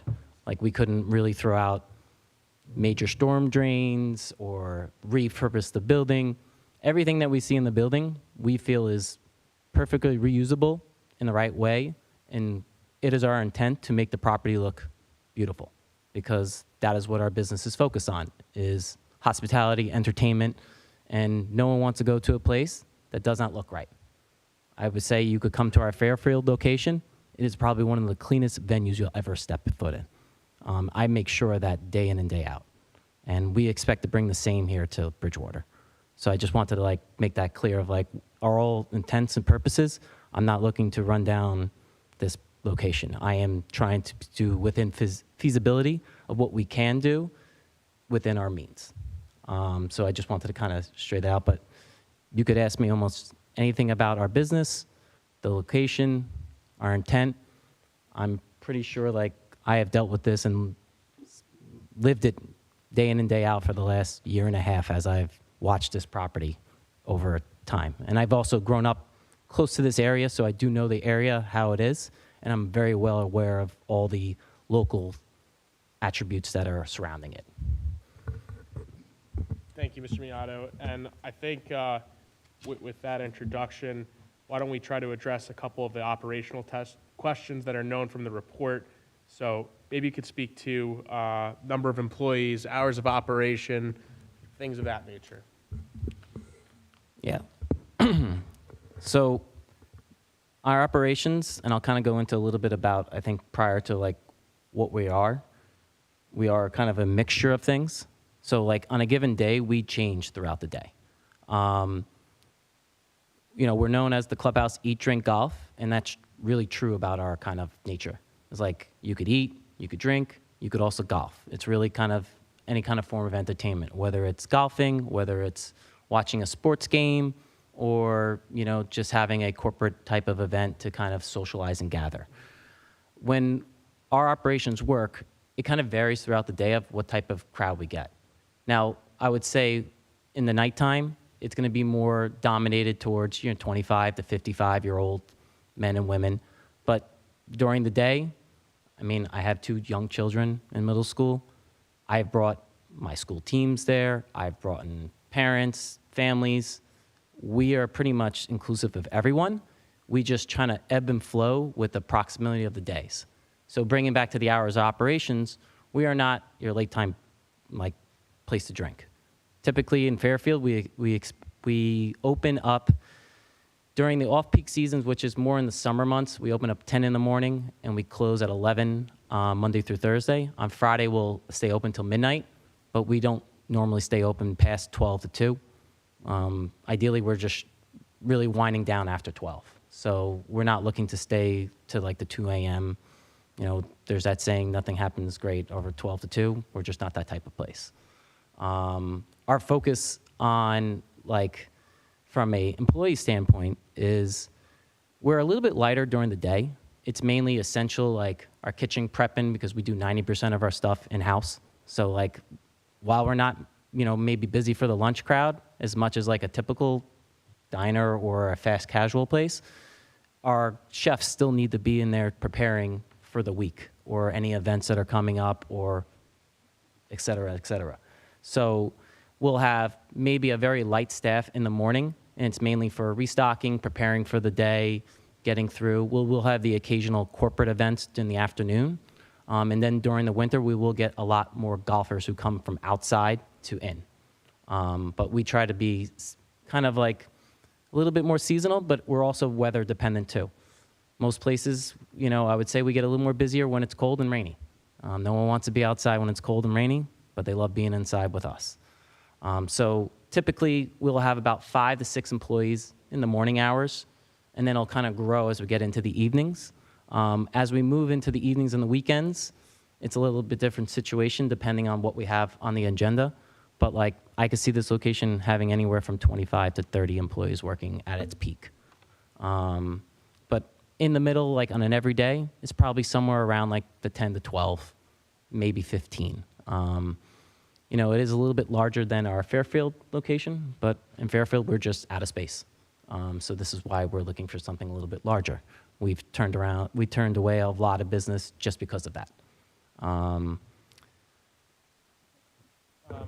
So just going back to the hours of operation, would you say that obviously we'll comply with any of the ordinance requirements with respect to hours of operation?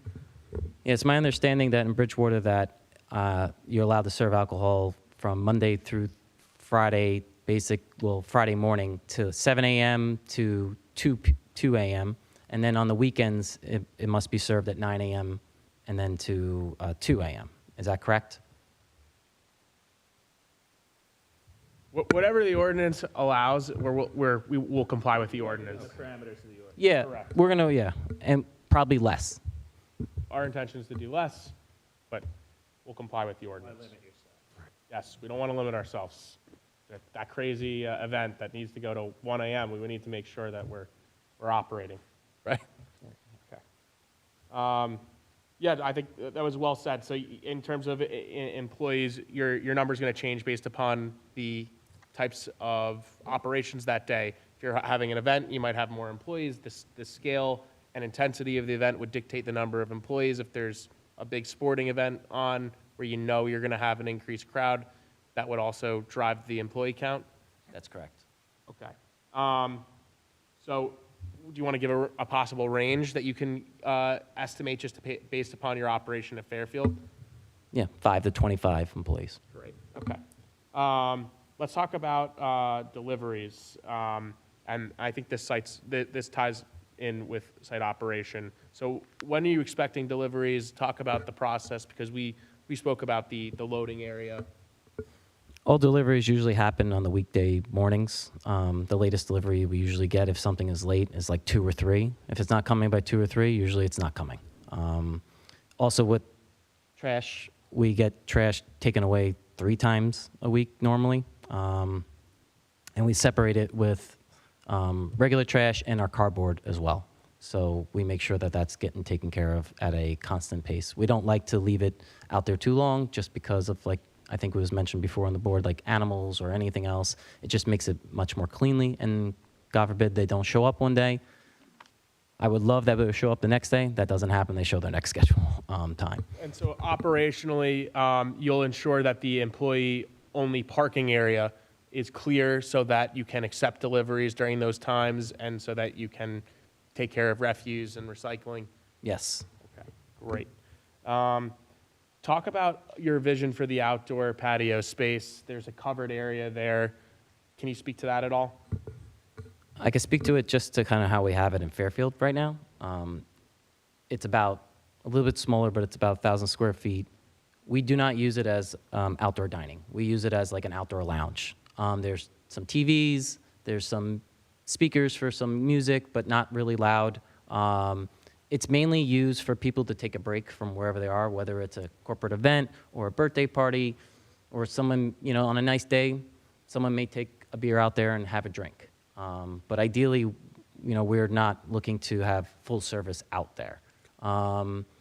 If I could just ask a question about that. So it's not, is it fair to say that in your consideration on how to utilize the outdoor patio space, that you're being cognizant of the parking requirements and how it could impact it? Or is that? No, that's really, I mean, like, while it does help our case for the parking, I would, even if the parking was an issue, that's what I would be doing, regardless. You know, now as we kind of evaluate the situation, we will kind of see how things go. But like, my anticipation is we don't want to kind of have service outside. It's just not our type of like venue. So like the point of asking the question, Mr. Chairman, board members, is just I don't want to limit the applicant. So if during operation it's determined that he does want to have a small area of outdoor seating, as long as we comply with your requirements for parking, I wanted to be made known that while that's not our intention, we didn't want to be limited. So it's possible that could happen, but that's not the intent. That is correct. Okay. I had asked this of your engineer to speak a bit about the utilities. Are there any roof equipment that needs to be addressed here? So currently our roof is in good condition with 5 HVAC units. The only thing that we would be adding to the roof would be our makeup air for our kitchen to be exhausted out. And that will only be the only thing we would add onto the rooftop. We have explored possibilities of maybe adding solar, but the way things have been lately, it's really hard to kind of figure out which way it's going. So that ultimately would probably be, you know, evaluated at a later date if it deems necessary, because we also don't know the complete usage of the electric wattage at the building right now, only than our estimates from what we've previously used elsewhere. And we just spoke briefly about the proposed signage. Can you touch upon the dimensions of the existing signage on the site and how you intend to utilize it? Sure. We've had our sign guy already go out to the site and kind of put an estimate together, and we've told them to kind of hold off until we've had this hearing. but the sign height is 60 inches by 192. We expect to use Which this, sign? The freestanding both sign? signs, Oh, the yes. facade signs? Yes. Sorry, I just want to clarify. The facade signs and the freestanding signs are the So we have two, the front and side signs are that dimension. facade signs. The double-sided pylon light box Okay. is 72 inches by 144. And you just said light box, so you're saying that the All- freestanding sign is illuminated? All three are illuminated, they just have been turned off. They're all internally illuminated? Say again? Are they all internally illuminated? Yes, Okay. So your testimony is that they're all internally illuminated, but they've been turned off, and that's why they appear to not be illuminated? correct. Okay. And when your sign professional went out to the property, did he look at to see if the existing signage conformed with the township's signage requirements, or he didn't explore that? He may have, but he did not share that with me currently because I told him to put that on a hold.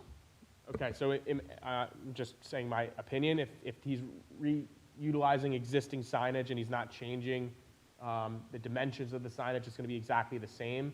I'm not confirming whether or not there is a deviation or is not a deviation, but my opinion is that he would be essentially grandfathered in to use the same exact dimensions, and I don't know if, Ms. Sarmat, if you have a different opinion, as long as he's not making any changes aside from the tenant name.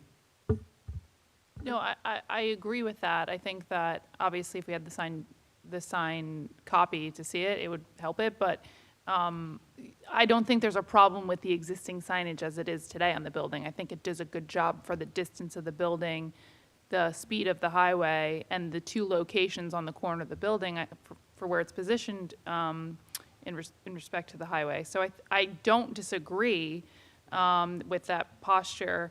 I also think that at first glance from those dimensions, the freestanding signage is fine. That meets the requirements. The building signage is a little bit over. Our ordinance does permit 5% of the building facade or 100 square feet total for the total sign. So each of those are about 80 square feet, it looks like, meaning that it would be 160 total. However, there is a provision in the ordinance that also allows that the planning board can permit up to 7% of the building facade, which may be what the Safavieh got. I don't have the approvals that they had, but this would likely probably be, maybe they got the 2% increase.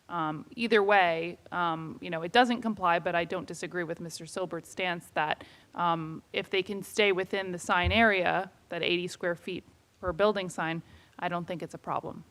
Yeah, we're committed to ensuring that the new signage has the exact same dimensions. I just wanted to represent to the board that I did try to do my research on the site to pull up resolutions of approval for Safavieh, for Hoffman Coos. I don't recall what predated Hoffman Coos. My understanding is from doing that research is that the township was unable to locate any site plan approvals. And because you've had furniture user after furniture user after furniture user, they never had to come before this board because the site was just readopted again for the same type of use. So because the use is changing so significantly here, and obviously their site improvements were before you, but that's why I couldn't come here and represent what the prior approvals were. Just speaking to the freestanding signage, there was a comment about putting some landscaping around the sign. Can you speak to that at all? So one of the unique things about this property is we do have historical fill, allegedly on the New Jersey GIS mapping, so that we've been trying to obviously stay away and not disturb. To our understanding that it is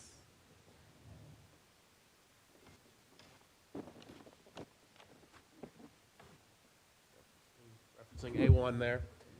referencing A1, on the bottom of the existing building, if you go where the parking lot is, it goes basically all the way from west to east and then almost ends by the parking lot edge. So in reality, we don't really know if we're allowed to kind of dig in that area as well for the signage. While I love the idea of improving it, my hands are a little bit tied with like the landscaping abilities, but like, as I said previously in my opening statement, I hope to improve the lot as much as I can. So we can agree to work with Ms. Sarmad to improve the landscaping around the freestanding signage to the extent that it's possible and permitted. That's how I had the proposed condition being landscape plan with satisfaction of the board. Planner including landscaping around the pylon sign if same is permitted. Excellent. That's fine for me, yeah. Thank you. If there were any more operational questions that was requested from the board, I think that was, Well, let's, yeah, I couldn't remember, Mr. Chowdhury, what your question was, so please. I think you answered, okay. but the one more question. If you have mentioned that I probably missed it, how many tenants you're looking for, guests or anything at the peak of your hours? It's highly variable depending on what events we have or situations. I would say if we're kind of alluding to, like, I think there was a comment made, like how much parking we would need, and there's 2 people per car. Very rarely people take a car to our place. I mean, if you're coming, if it's corporate events, they're bussed in. If it's a group, it's a group of 4. You know, they come in very large groups. We're not the place that you come for a dinner of 2. While we do have patrons that do that, the bulk of our group is like, we really service groups that can't go with a group of 8 to 16. Because if any of you ever gone to a restaurant and try to get a table of 12, they look at you like you have 3 heads. And for us, we take that willingly because our systems are set up a little bit differently because we're more a social nature than like an actual restaurant. So that kind of permits us to kind of have like an open type of like atmosphere where you're just not eating a sit-down meal, you're kind of just picking throughout. So that kind of helps the dynamics of like our extended stay. You know, a typical restaurant will stay 90 minutes. I mean, that's what they're hoping for a table turn. We're closer to 50% to 100% higher than that. Most people stay on average 3 hours. Going off that question, Mr. Magura asked about whether you had spoken or to your architect about what the actual capacity is from a fire safety perspective, and I don't know if you have that answer or not, and it's okay if you don't have it, but. I don't have it exactly, but in speaking with our professionals and getting the official plans together, we seem to be well within reason. Okay. And then we had spoken about this earlier, so obviously would you agree that the use of Uber and Lyft and things of that nature also ease your concerns as an operator from any of the parking drawbacks or any?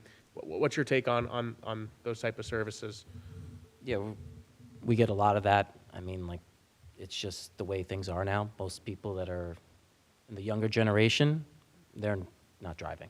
They're basically taking an Uber or a Lyft, or, you know, they're carpooling, and one person is basically the designated driver. So, you know, we have a little bit different type of, like, you know, I would say calculations of coming to our venue.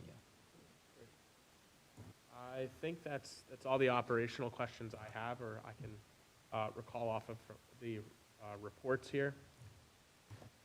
Mr. McCore's question about the maximum occupancy just spurs a lot of thoughts and ideas, and you know, I really like the concept that you guys are pushing. I'm just curious, so one of the byproducts of that was that what type of events could you feasibly hold? Like, would you be holding live events, live performances in which you could have potentially a corporate client that draws a large crowd that would utilize the entire space? Is that a potential? So the way that we try to do things is, the best way to describe it is like we're flexible and modular. Where like if you were to come to us and to host an event, you could start with 20 people and grow it all the way up to 100 people, and we have a way to flexibly adjust for that. Most other venues cannot. They have a room that fits a certain size. We use a combination of layouts to kind of help people decide what type of atmosphere and experience they want, whether it's in the golf simulator suites, whether it's in our front event room, whether it's a whole buyout. We've done first birthdays, 80th birthdays, everything in between. I've done wedding pre-parties, post-parties. I did my first wedding this summer, which was a little more unique situation. But I've done bar mitzvahs, bat mitzvahs, christenings, communions. I don't think there's been an event that I haven't done so far in Fairfield. And it's just because the way we operate is very inclusive to all. We don't really try to like set one kind of standard. But what it isn't, and correct me if I'm mistaken, it's not a concert hall, it's not a theater. So while you could have live entertainment, it's not like people aren't going there because there's one performer there, or you could have, is it possible to have more than one live presentation? So as we kind of like go back to the mantra of like our business, like eat, drink, golf, the golf is really the entertainment portion of it, but we also do other entertainment portions as well. Like we'll do like a trivia night, we'll do a DJ. We will do live bands occasionally, but usually once a week. It's not like every night. And those bands are pretty much contained probably to one room. We wouldn't kind of, plus the way our layout is.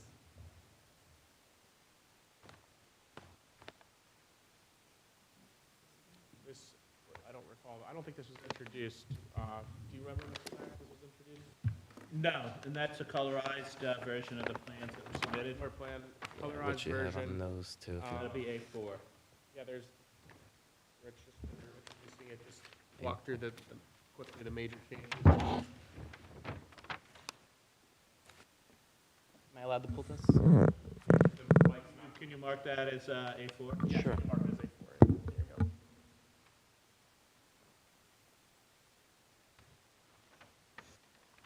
go. So the uniqueness of this building is we are trying to create multiple flexible spaces like I just mentioned before. So ideally, like it is not a 200 square foot empty hall where we could pack as many people as possible. There are certain zones or areas that we kind of like allocate or let flow or kind of add to each other. So ideally, the majority of our business will be taken care of on the eastern side of the building, which will have, 6 golf simulator suites on that level, a flexible event room, a large bar with a large TV display area, and then kind of moving out to the covered patio area. Now, our intentions from the west side is to be more for like events, parties for people that are a lot larger that we don't want to stop the everyday public use. A lot of the times we'll have a corporate buyout in Fairfield and we have to close for the whole day because they have 200 people, we don't have any more capacity in that, and then we have patrons that are upset because they cannot come. And we don't want to get into like a bidding war where like, people are buying us out constantly, so we have a rule internally that we don't do full buyouts only once or twice a month, so this way we make sure the public is happy with us. This situation of this building allows us to do this while serving the public and a private event while being serviced by one main area in the back from our business use. And that's where like you wouldn't see if we were to host a band, it wouldn't be a band all throughout this layout. It would be only constricted to one area. So you might get a few people that care about the band, but there might be some people on the other side that are having a celebration of a 50th birthday party that has a DJ of their own. And it's just mainly meant to kind of compartmentalize different areas to allow the flow. And what we've done in Fairfield is we paid attention to those kind of like needs and wants from people. And we've kind of incorporated everything we've learned from there into what we've seen here. So is it safe to say that you could see maximum occupancy or an occupancy of around 300 people in a buyout? Yes.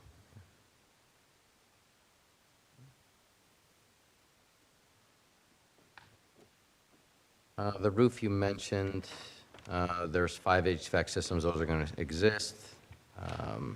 No solar proposed at this time. Correct. Okay. Okay. Any other questions? I have a few. I don't know, does anyone else have any first, or is now a good time for me? We're ready for it. Okay, thank you. All right. A couple things. Do you have a liquor license, or are you looking to acquire one? We have one already. Have it? Okay. So some amount of your business is essentially, pre-planned outings. You mentioned birthday parties or, corporate type events. Is there a reservation system, like if just a group of people want to come one evening? So the way we work currently, we don't do any reservations for like tables because it's not a restaurant, but we do reservations for golf simulators. That's what I meant. So, And those are done out 2 weeks in advance, but parties and events of larger groups go through our dedicated event planner, which then allocates the space accordingly, which allows us to plan better, which allows us to kind of situate the floor plan optimized. okay. So essentially, well, I guess an individual, if they really wanted to do it, or a small group could reserve a golf suite for a certain period of time based on availability, Correct. and hopefully stay a little longer, eat, drink, have a good time. Most patrons will kind of cycle through the place in different areas. Okay. What is, presuming that you receive approval, I mean, you seem pretty dedicated to this. Do you have an expectation of your timeline for construction and being able to open? I mean, we took over the building last month, in the middle of the month. We have already filed for a demo permit. We are just basically waiting for this approval, and we have everything else lined up as we need to do. Our goal is to try to be prepared for the end of spring, beginning of summer, to accommodate the World Cup, and that's kind of the goal that we're trying to put. Okay. And you have the detailed plans, financing, everything else. Yes, so the way we're financed, we have a corporate that kind of funds us, and we did around the fundraising last year. We have various shareholders, but we're pretty together. Okay. The plan is to get moving as soon as possible. I mean, our conversations, Mr. Miato is chomping at the bit to get going. Okay. And I'm pleased to hear that that'll actually lead to my next question, which is, first of all, I'm thrilled that we're having this conversation in Bridgewater Township and that I'm not reading about it happening somewhere else. And I think that we want to be, as flexible as we can be to be business friendly. When you chose Bridgewater, I presume that it's not just Bridgewater residents or visitors or, corporate. I assume you're looking at this as a regional circumstance. So do you have an expectation of, like how far people might come Yes. as regular customers? We find out that most people come with a 25-minute drive radius, and this fits up exactly perfect with our radius in Fairfield, covering all the way up where the dividing line is around Morristown. So you will be able to grab everyone up Route 22 towards the New York area, all the way out west, a little bit down south, closer to the Princeton area. So we feel that's a very strong way, and the reason why we picked this location on Route 22 is its accessibility to highways. We're located in Fairfield off of Route 46, next to 80, next to 23, next to many different highways as well. And we have people that come. I've actually booked a party a month ago where someone's coming from Hillsborough all the way up to Fairfield right now. And I said, well, too bad I don't have Bridgewater ready for you yet. Okay. I presume that if we're talking about individuals or groups that particularly rent a golf suite, I presume that your business model is significantly dependent upon repeat business. Is that correct? A portion of it. I mean, we're a very balanced business where not one aspect of our business dominates the other. They all kind of work together, whether it's the food, the drinks, or the golf. They all kind of work hand in hand and equal in parts. So while each part of a business is essential, in my opinion, it is not actually dependent on the other. It's the sum of the parts is greater. So that's what we try to accomplish. From a golf perspective, I don't know if many of you have used the golf simulator suite, but it is much more advanced than say a Top Golf booth. The Top Golf booth is just basically a driving range with a bar located inside. Ours is similar to I always like to use this analogy when telling people that have never been before. If you've ever been to a really nice pool club or a beach club that has cabanas, the golf simulator suites are similar to cabanas. You could hang out, you could eat, you could drink, but in reality, you're kind of having an entertainment there, and then you could kind of move throughout the venue as you see fit. When making a reservation online, it's quite easy to do. It takes literally 2 minutes, and then we have that basically all ready for you when you get there. Okay. And my final question, can you speak to the membership component and the member area? So currently, we have a very small membership offering in Fairfield only because of our capacity. So ideally, what we've heard in Fairfield, a lot of patrons have come to us and go, I wish we had some dedicated space for us that are just golfers, that just want to practice, not really worried about like the other corporate events going on.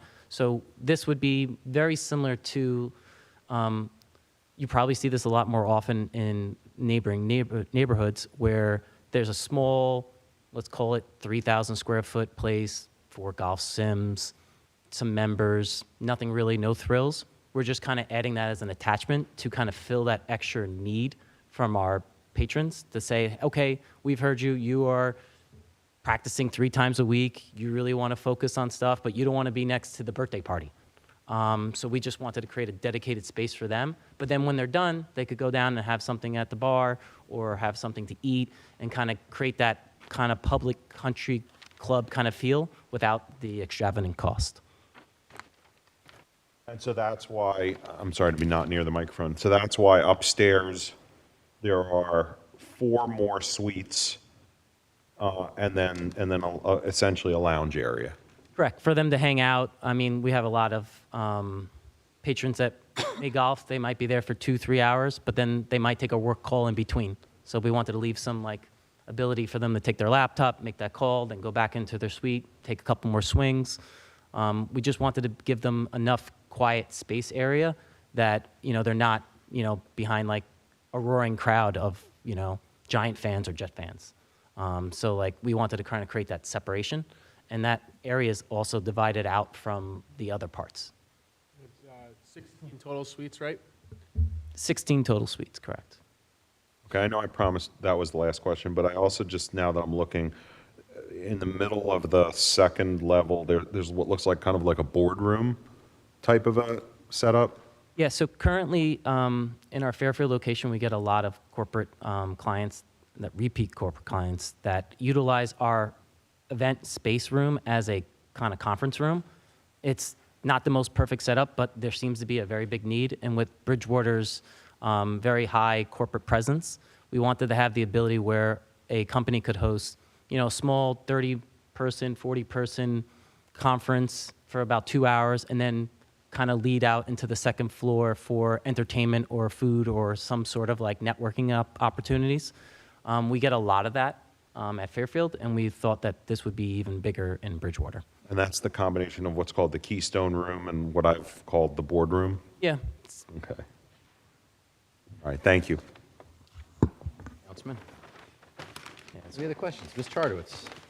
So basically, it's rented out by the hour, correct? Each of these suites? The suites are rented by the hours, but you can get a half hour if you like. Most guests, though, I would say on average, rent a single suite rents for around 2, ending up wishing they did a third. But really, usually it's sold out by the time they're able to kind of extend. Parties usually average around 3. And you're paying per person? I do not pay per person. I don't believe in that. Okay, okay. So we do a layout of one golf simulator suite could typically, I would say, hold between 6 to 8 people on average. So if you came out with, you know, a couple and then 3 other couples, that's the space. It shouldn't be charged for an extra person. We're happy to have you. I'm just thinking of like I know it's a completely different environment, but like the axe throwing places, because you rent those out by the hour, but then they also have the other areas that you can kind of hang out and sit in. Just to add to that point, like the axe throwing, the bowling, every place now charges per person, and actually they are higher than our cost. We provide a technology that is far superior than what they're using. I mean, it is a board where they're throwing axes. We're using TrackMan 4s, which are used by PGA professionals. You'll see them on TV. They're expensive units, but they could track, you know, very sophisticated like movements in the golf swing, give you lots of feedback, but also my young 10 and 12-year-old could play them in a virtual mini golf game or a nice little Candy Crush type of game, and they don't know the difference. But we believe that like to keep the price fair, and we do this also with our food and alcohol as well, to where We are not the most expensive place, but we are not the cheapest place. We are fairly focused, and that's where like our upscale focus comes from. It's where most people think upscale is, oh, this is gonna cost me, you know, bacon hanging from the strip for like, you know, $25. Most of our items in our food are priced, I would say, anywhere from like $10 to $20. The most expensive thing on our menu is probably a party platter, which is $100, but it feeds 4 to 6 people. So like you're averaging around 20 bucks, and really you could get that to 8. So like we're more socially focused. So we want you to come with large groups, but you're more than welcome to come with just 2. And that's where the bar kind of comes into play. I don't know, I came across something, I don't know if it was social media or email or something, where someone was like comparing it to Topgolf, and they were saying Topgolf has over 100-something bays, this only has 12, it seems so exclusive. You know, how does this compare, and how can we meet the public demand? They'll find out real soon. No, so it's upscale, exclusive, but it's like parties. It's the way I like to explain it is like I feel like if I have my chefs and tell them that their food is not upscale because they're making it from scratch, like the sauces, their foods, the other stuff, it is not some bar place that it's taking frozen stuff and putting in fryers. I mean, like they spend a lot of time in creating, you know, what they want to put on the menu, and we seasonally change it as well.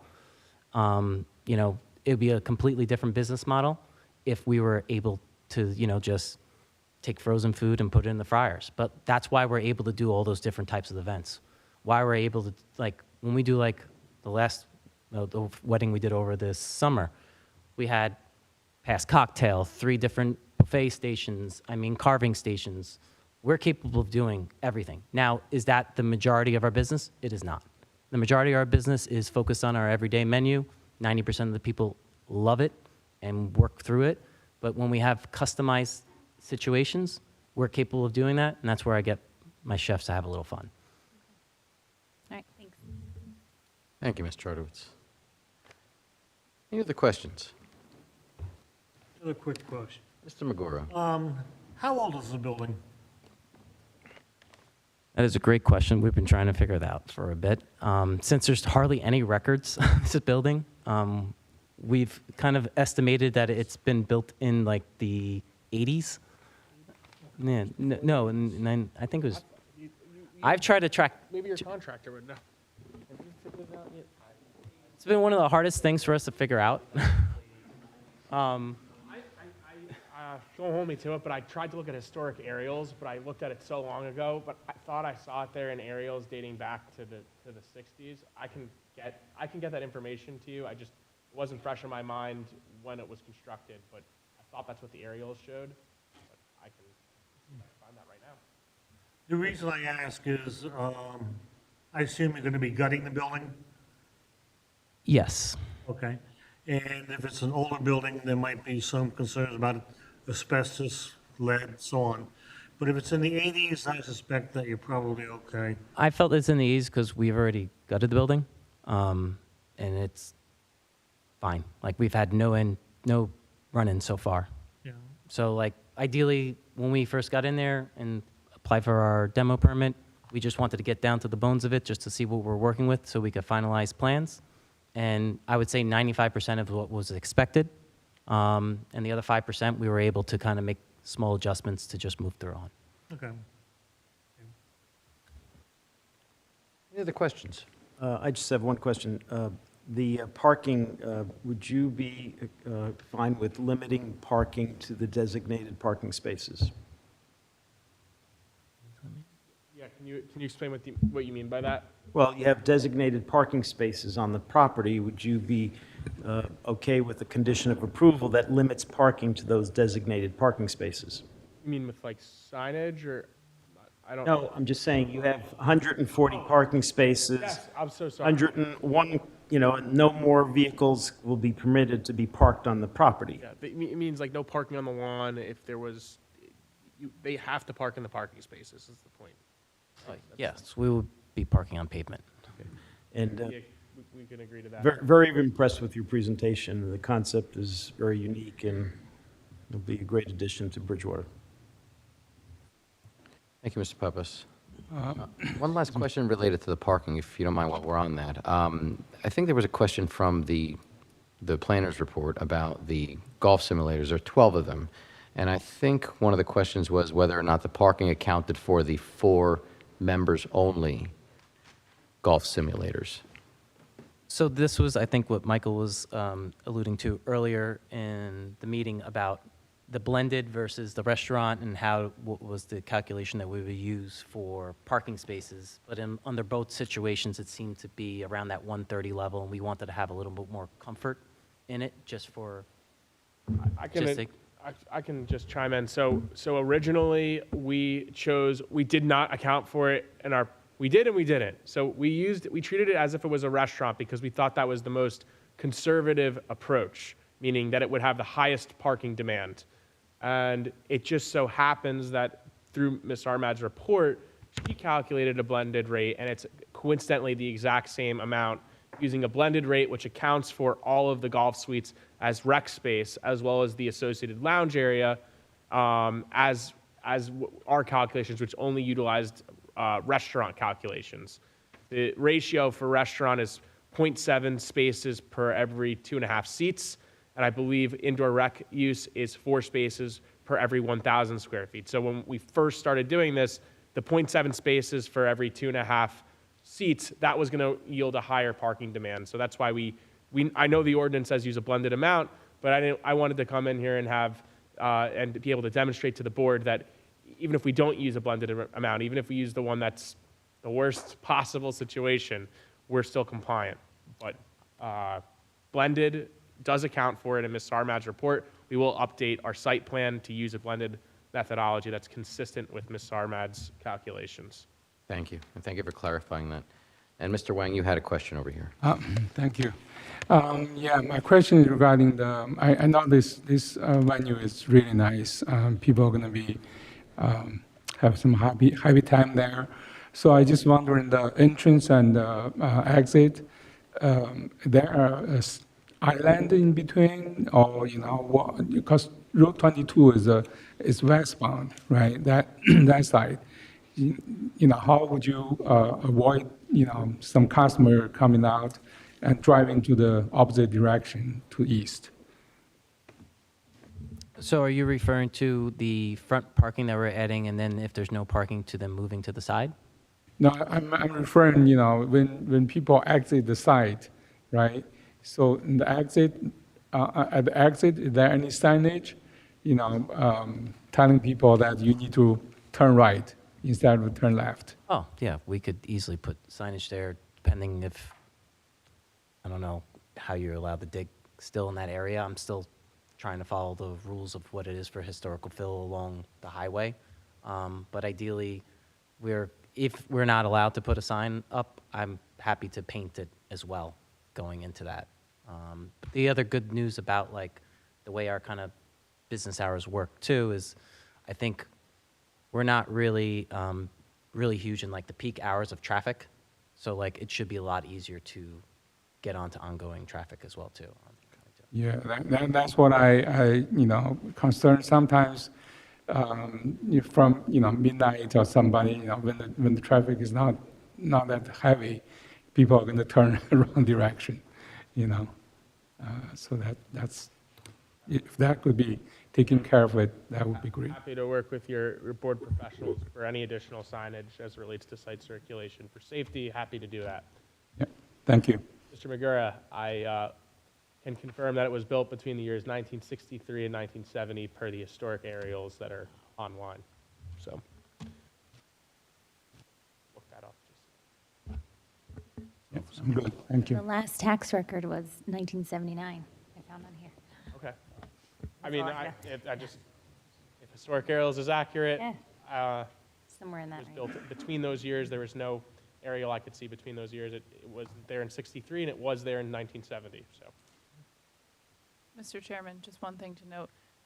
Per Mr. Wang's question, there is an island separating the entrance and exit, and presently there is a sign. Just designating that there's an entrance with an arrow pointing in. Maybe Safavia had particular needs or issues with people knowing where the entrance was. Either way, that is in the DOT right of way. So if there is signage that can't be, if the signage is limited to being put there on that island, obviously I would ask them to work with DOT to put the right turn only sign out, just to make it clear. Thank you. Thank you, Ms. Sarman. If there are no other questions by the board, I'd like to take this moment to move it on to our professionals.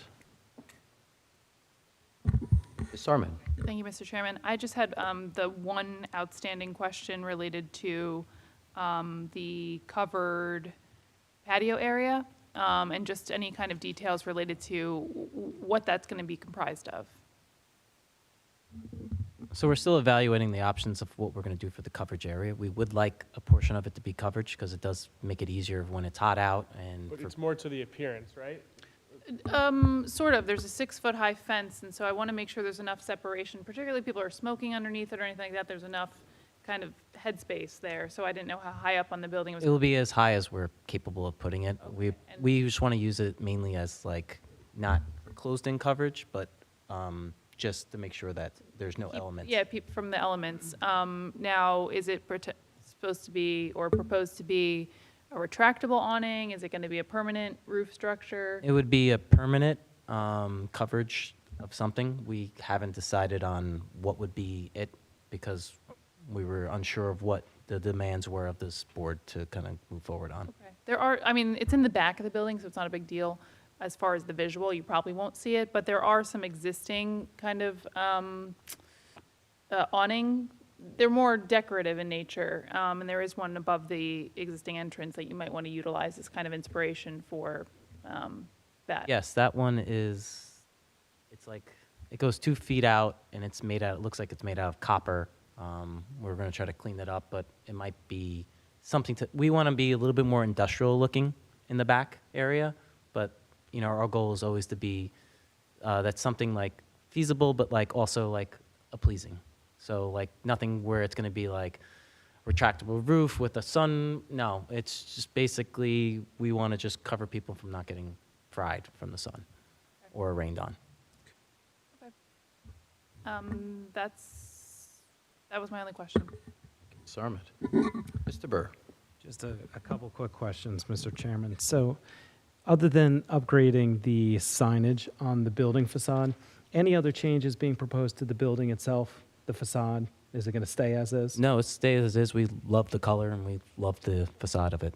Just the doors, right? Oh yeah, sorry, I misspoke a little bit there. The side entrance that currently Safavia was using, we will close up just because it's not conducive to our. In A4, you can see that we have the golf simulator suites along the western side, which needs us to close that portion of the building.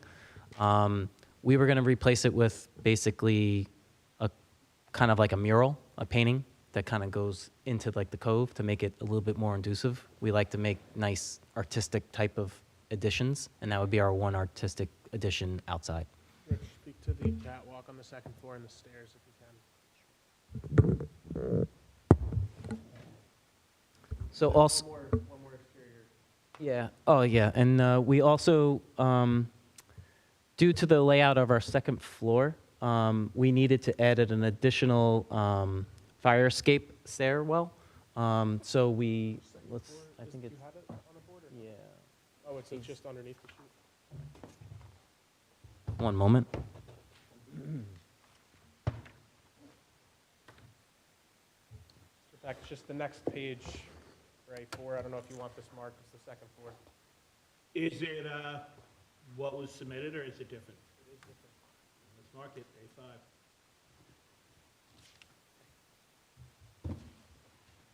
A5. A5? And if you could add today's date to those, too.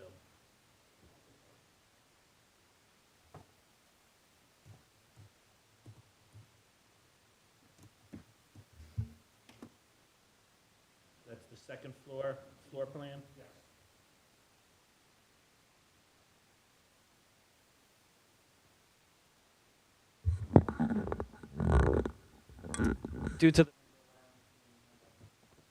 Due due to the member lounge being a little bit kind of secluded, we wanted to make sure that there was another emergency exit coming out of the second floor, just because of the length of the building from east to west is about 200 feet.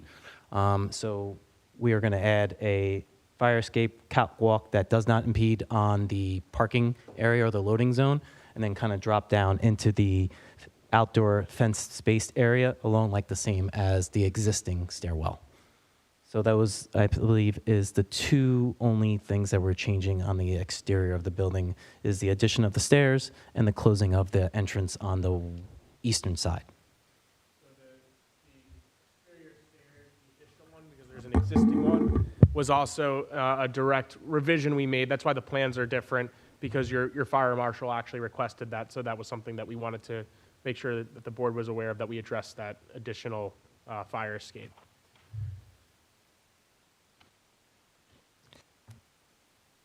Two more. So, Rich, you touched briefly on the hours of operation. I think you said 7 days a week, 10 a.m. starting each day. Were you proposing 2 a.m. closure, or are we at midnight? Or does it vary? Midnight is when we typically close. It's on our hours of operations. It may take us 20 minutes outside of that, but we rarely go past that, what we're used to. And midnight would be Friday, Saturday? Correct. Friday, And then Saturday. in the season of like the winter, we would probably open up at 9 in the morning. And just because people are out a little bit earlier, the sun situation is just a little bit different dynamics. In the summers and like the warmer months, we're a little bit more later. The summer, we're focused a lot more in the late afternoon to evening. So like we try to just ebb and flow with the seasons. And if I can, as I stated earlier, we want the board to understand exactly what the operation is. But, you know, from my perspective, I certainly would ask the board not to limit the hours of operation, and that we would be allowed to comply with your ordinance, like some of the other establishments in the area. And that's really my request. But Yes, this is our intention of what we're used to in Fairfield. It may speak differently of when we find out, what, the surrounding patrons There want. wouldn't be a basis a reasonable basis to limit the. thank you. Last question is, other than the fenced-in outdoor lounge space that we've talked about a lot, any other outdoor spaces that could be contemplated for outdoor events or gathering, or is it going to be strictly limited to those outdoor patio spaces?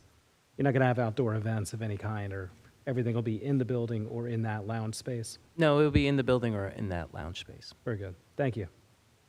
Thank you, Mr. Burr. This time, I'd like to open it up to any members of the public for any questioning regarding the testimony just heard. Seeing none, that'll close the public portion for this witness. Mr. Silbert, I understand you have no other witnesses? I have no other witnesses, and putting together this application with Rich, I mean, I get the sense that this board is floored by this operation. It's just incredible. I'm super excited, and it was an honor to work on this, and it's going to be an incredible addition to Bridgewater, an incredible addition to the region, and Rich has an incredible business mind, and it has a proven track record of success. So this isn't like a trial. We know it works, and it's just a perfect site for something like this. So I wish him all the best, and thank you for your questions and for listening to this presentation. Thank you, Mr. Silbert. Actually, Mr. Chairman, before we allow you to close, I think there was still one parking lot item associated with an environmental question. So, just so that we're not deliberating before you get a chance to close the case, do we need to, Mr. Pappas, reiterate what that was? I think the applicant was offering some additional dry wells, and Mr. Burr, would you comment on that? So the way the plan is currently crafted, there are 5 1,000-gallon dry wells being proposed to capture runoff from the front of the existing building. There was some discussion on what could potentially be done to enhance the stormwater proposal on this project. The applicant, as I heard, offered up 2 additional dry wells which would bring it to a total of 7. Right now, they're sized, the 5 dry wells are sized to capture 3 inches of runoff, which is, it's like the equivalent of the 2-year storm, if you can picture that. By adding 2 additional dry wells, it gets it up to about the 10-year storm, is like the equivalent. If you wanted, say, the 25-year, you're adding another dry well. So right now, they've certainly increased the volume capacity from about a 2 to a 10-year storm. Absolutely is an improvement. Typically, these systems are designed for a 25-year storm. I don't know if that's something that the board would want to request, or if the board is satisfied with the 2 additional dry wells. Again, it's certainly an improvement over what was originally offered. We also agreed to provide a rain garden. That was another give. I didn't realize, I thought the rain garden was off the table. If the rain garden is still on the table and it can be situated in an effective location, then absolutely, I think that's, as long as it gets maintained, a very good solution. And I had other proposed conditions as well relating to that, including the Right. scoping and inspecting the existing drain pipe at the rear of the property and repair and unclog as needed. And then also with the stormwater operations and maintenance manual to the board engineers. Yep. Satisfaction, plus the annual certification that they're complying. Correct. With the O&M manual, and those 2 conditions will also be reflected in a deed notice. Along with actually the obligation to keep the storm drain clear would be reflected. Right. So look, if the board's asking my opinion, it absolutely is an improvement over what was initially submitted, absolutely. So is there full alignment? I'm appreciative of that, and if Mr. Burr is comfortable, then I'm fine with it. Thank you very much. Okay, so there's full alignment with what we're talking about between the applicant and our engineer, Yes, there is. and of course our attorney. Okay. Thank you, Mr. Pappas. With that being said, Mr. Peck, have we satisfied all conditions and requests? Well, I'll run through, the applications for the minor site plan approval plus the design waiver that they requested for the front yard setback encroachment, actually it's variance, the setback encroachment. Various conditions in addition to the standard conditions that would be applicable to any approval. They agree that they will work with the fire official to satisfy the conditions of that review memo to the official satisfaction. Provide the letter of interpretation for the wetlands once they obtain it, just to confirm what they're showing on the plan. Lighting plan to the satisfaction of the board professionals. Landscaping plan to the satisfaction of the board planner, which would include the plantings at the base of the freestanding sign, if same is permitted. The design waiver that they're seeking, so it's the variance, both variants for the encroachment into the front yard setback with the parking lot. They also need a design waiver because for the plant spacing in that historic fill area in the front of the property, that's not a condition, but that's part of the relief. Then continuing with the conditions, there's to scope and inspect the drain pipe, as we just mentioned. Repair and unclog as necessary. Add 2 new dry wells to the plan for a total of 7. And those will be, plus the rain garden, and those will be designed and installed to the board engineer's satisfaction.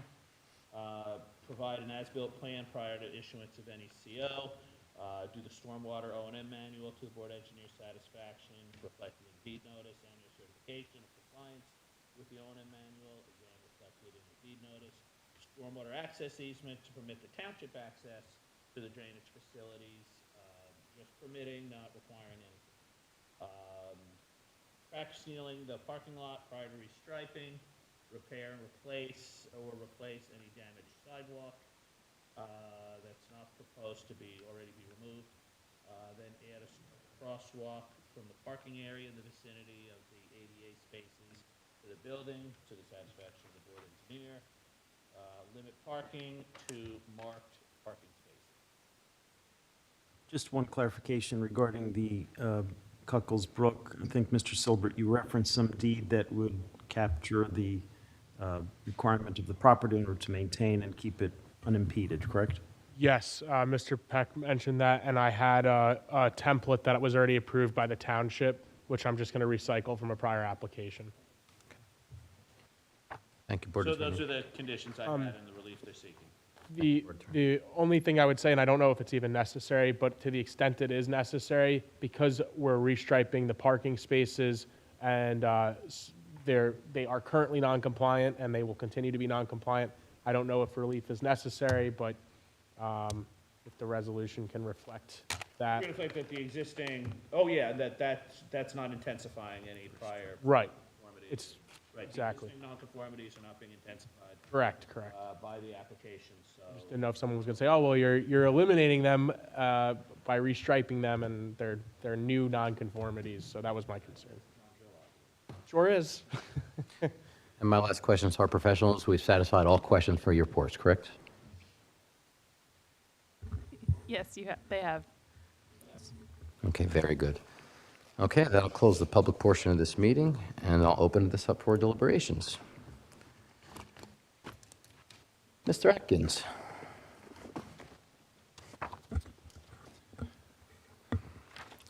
Well, I think having served on this board in my capacity for the past year and a half, almost 2 years, I'm very delighted to see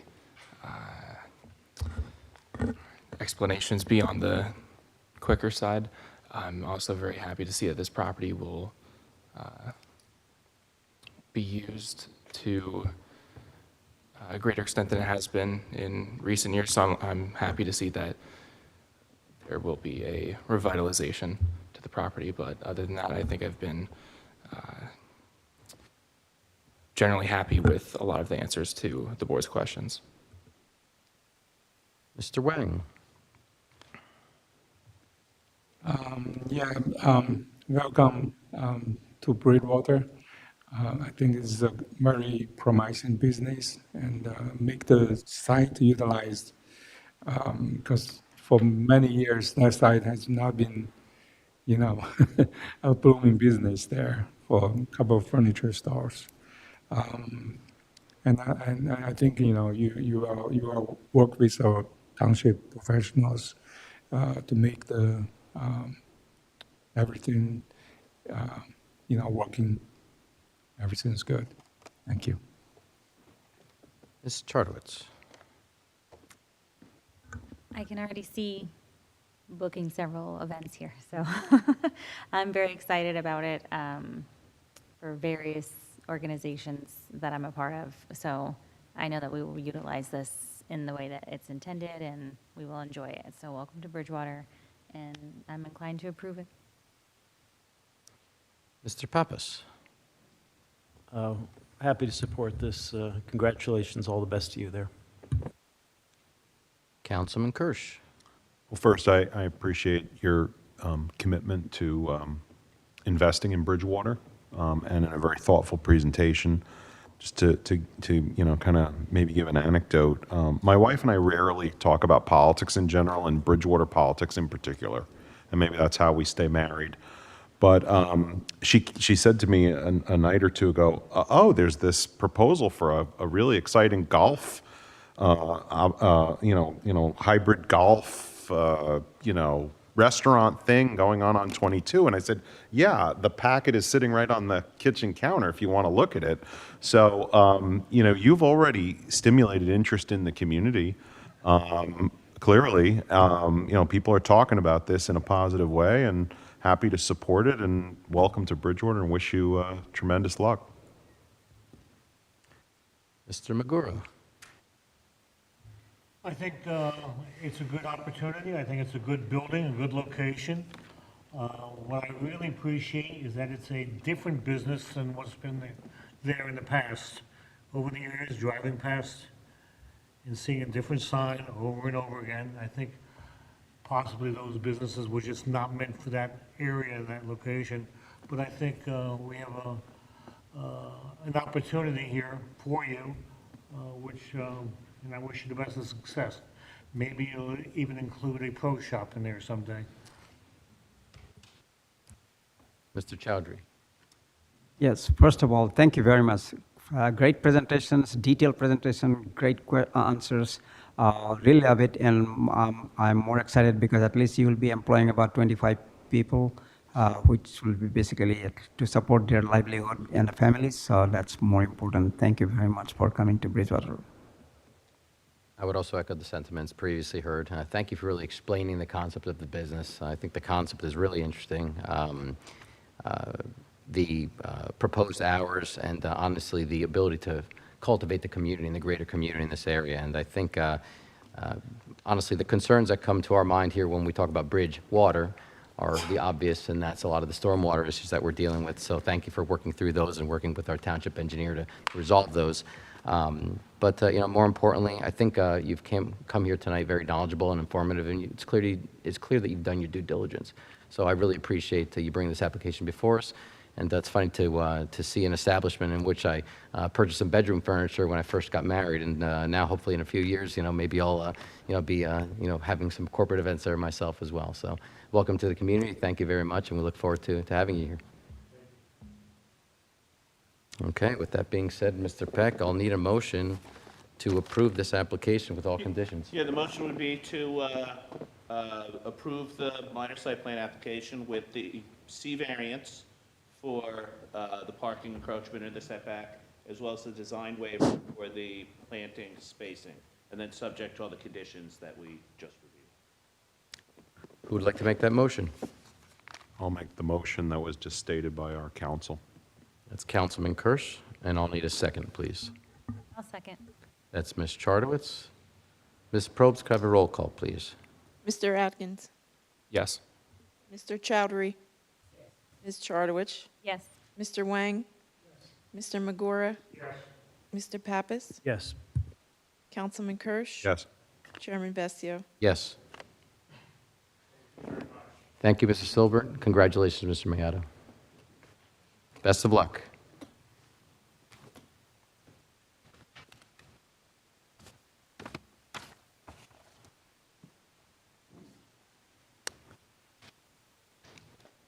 Okay, moving along this evening, we do have some other business on the agenda this evening, and I did say previously that we would not be hearing anything after 9:30 p.m., but given that it's about, what is it, 9:45 or so? That's 15 minutes. Go fast. Please come to the lectern.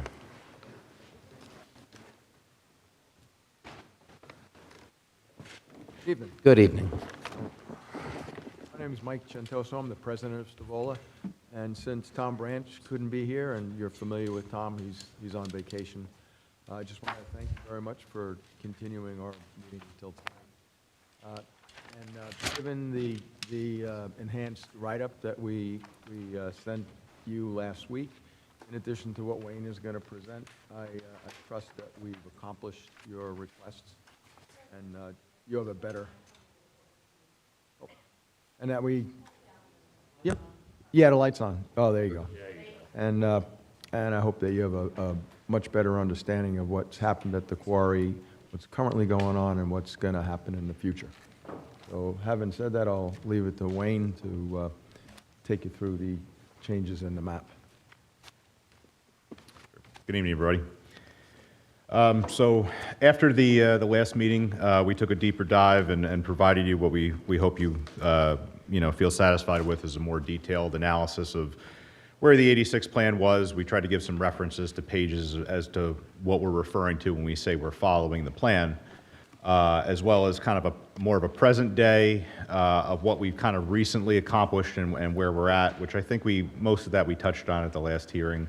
And then try to give a short summary of kind of where we're going. One of the key things I heard in the last meeting, in terms of a specific request, was to hear a little bit more about what the elevations are in the quarry today. So we did provide an updated plan, and in the limited time, we just kind of did the best we could for you. But tried to give some relevant spots throughout the site to kind of explain, where we're at and where we're going.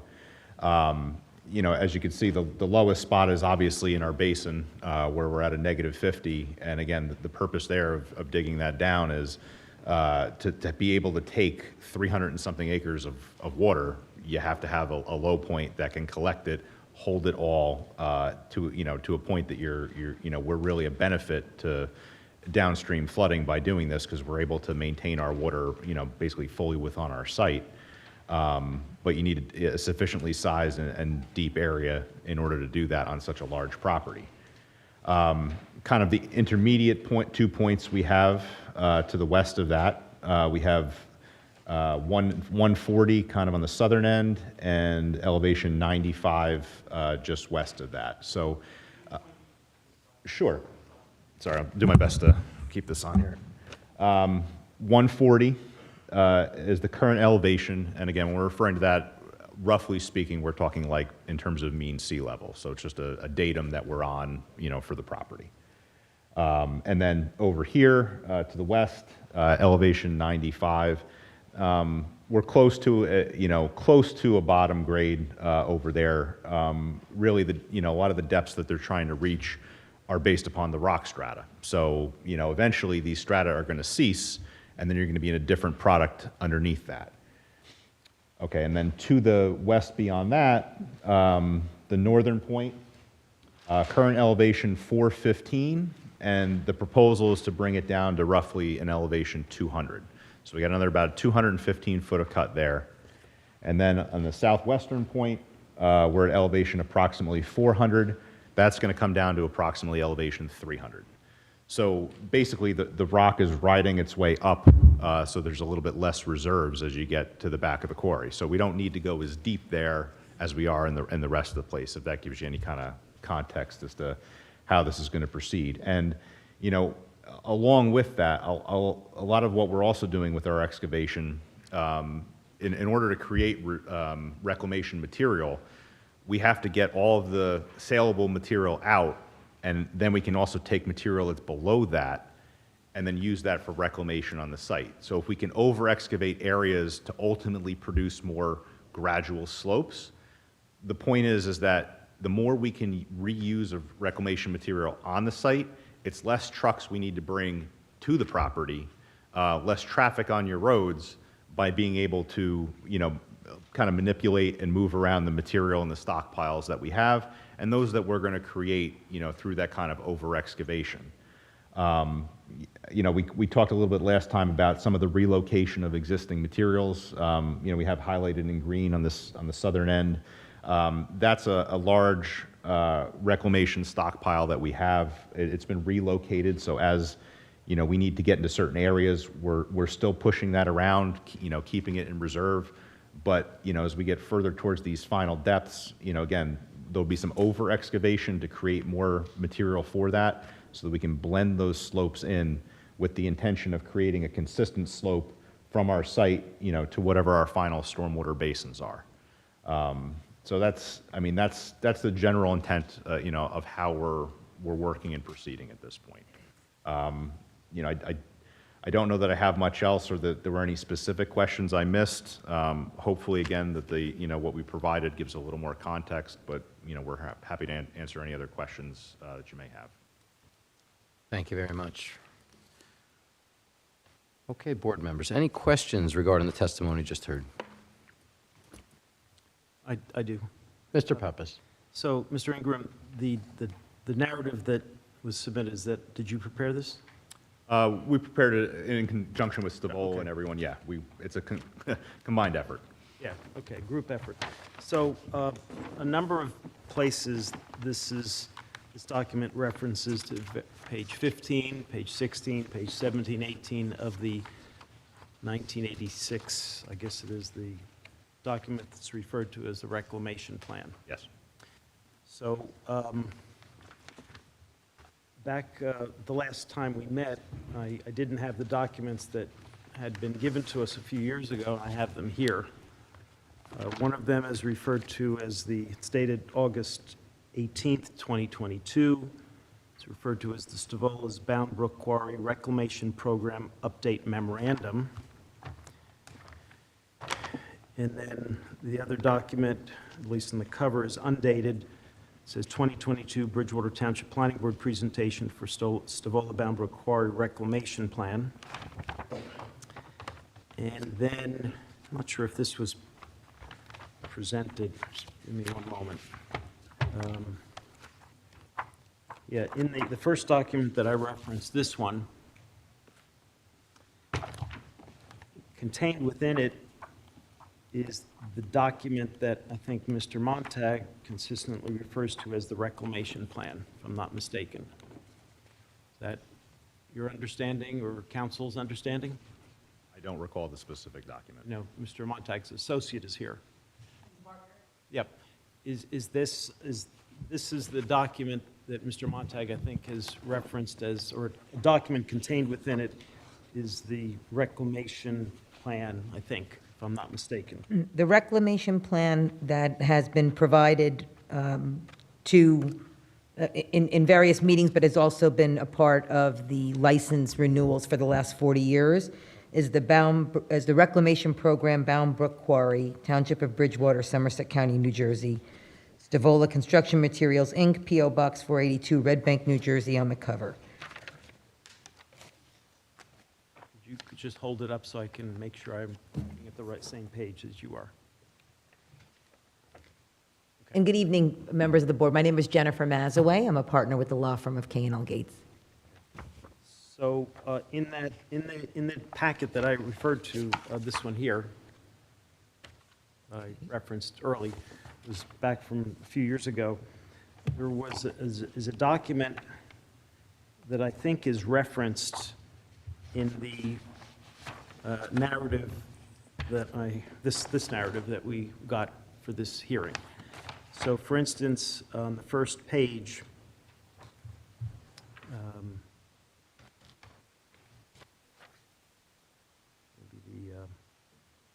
The first page of the Reclamation Progress Report narrative? yes, I'm Okay. referencing the document that you folks provided for this meeting. Or maybe the second page, there's references to, under Stage 2 Chimney Rock Slope area. Bottom of that section, it says C 1986 Reclamation Plan, pages 15, 16. And I believe that what that references is the document here that appears to have been recorded. There's markings here at the bottom of these pages that shows it's a recorded document. And then when I go to page 15 of that, well, no, in the recorded document does not appear to be more than a few pages, but attached to it is a document that says, this agreement made this 25th day of November 1986 between Stavola Construction Materials, Inc. and the Township of Bridgewater.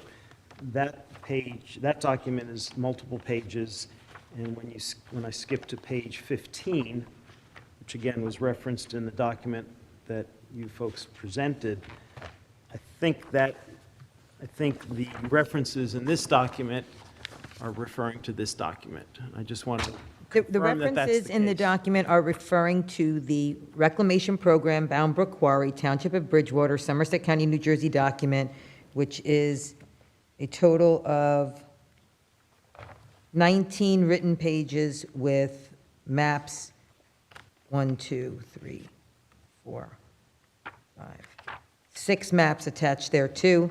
And they have been the basis for the quarry's operations for the last 40 years, and have been part of the record that's been before the Township Council for the last 40 years. That is the page 15 and 16 that's referenced in the... Ms. Mazaway, if I may, it's just, and I don't know really though how germane it is, because whether or not this was ever formally recorded or not, you're here today with your reclamation plan, and you say based on this document that was prepared in 1986, as supplemented and amended through the 2022 materials and what you provided now. But I think the issue, though, is that the document you point to, the one that was recorded March 20th of 87, at book 1623, page 50, that has the recording indicia on it, but I have yet to see the document that you're referring to, the Reclamation Program about Quarry, Township of Bridgewater, et cetera, the 1986 plan.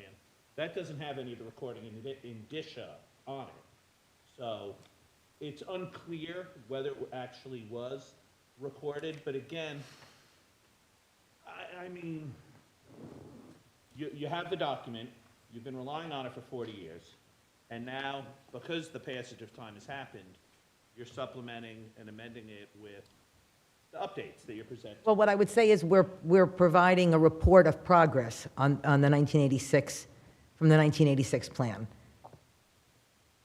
Yeah, that's in part right. But again, as part of your licensure application, you are required to submit, the reclamation plan to the planning board for a report. So I'd rather than not getting hung up on semantics, I think what you're doing is appropriate, showing, what the progress has been. I think we just have to be clear that what you're doing now is supplementing and amending that 86 document. And that to the extent there's any differences between what you're presenting today and what was presented 40 years ago, what's being presented today would control. I don't know that that's actually accurate, Mr. Peck. Okay? Enlighten me. Sure. The reclamation plan in the ordinance specifies that the reclamation plan does not have to be changed at any time. The reclamation plan can be a static document. We are here this evening, and we were here on October 7th, because the Township Council requested that we provide a report to this body in advance of our license application being heard by the Township Council in 2025. I believe what we've presented has been a history of what has happened since the 1986 plan was adopted, where the plan has been going, how we're in compliance with that plan, and what the future plans are relative to this plan. And I think that's great, and that's precisely what you should be here doing. But I do think that it is a matter of interpretation, looking at 124-5A, because that does say, prior to the approval of any application, so any application, I assume that to mean the annual license application, a plan for reclamation of the site shall be submitted to the township clerk and referred to the planning board for report. And then subsection B says the reclamation plan, nothing herein shall require the reclamation plan be resubmitted annually. But then it says, however, reclamation plans may be amended or revised from time to time. Correct. I'm suggesting that that's what you're doing now, reflecting the passage of 40 years, is you're amending and revising it to a certain extent from what was done 40 years ago. Well, I guess what I would ask back is whether, is it this body's request that this plan be amended? I don't know that, I think just explain what you've presented, and that would be the amendment. I don't think there's anything more formal beyond that. It's just you have your maps, exhibits, that you'll submit to as part of your license application. I guess, and perhaps it is semantics, but I really, if what this body is requesting is an amendment to the plan, then I think that is a different discussion to be had as to whether or not we're providing you with enough information as to how we have made progress as it relates to the 1986 plan. I think they are two different things. And if what is being requested is an amendment to the plan, then I think we can sit down and discuss what that amendment should look like.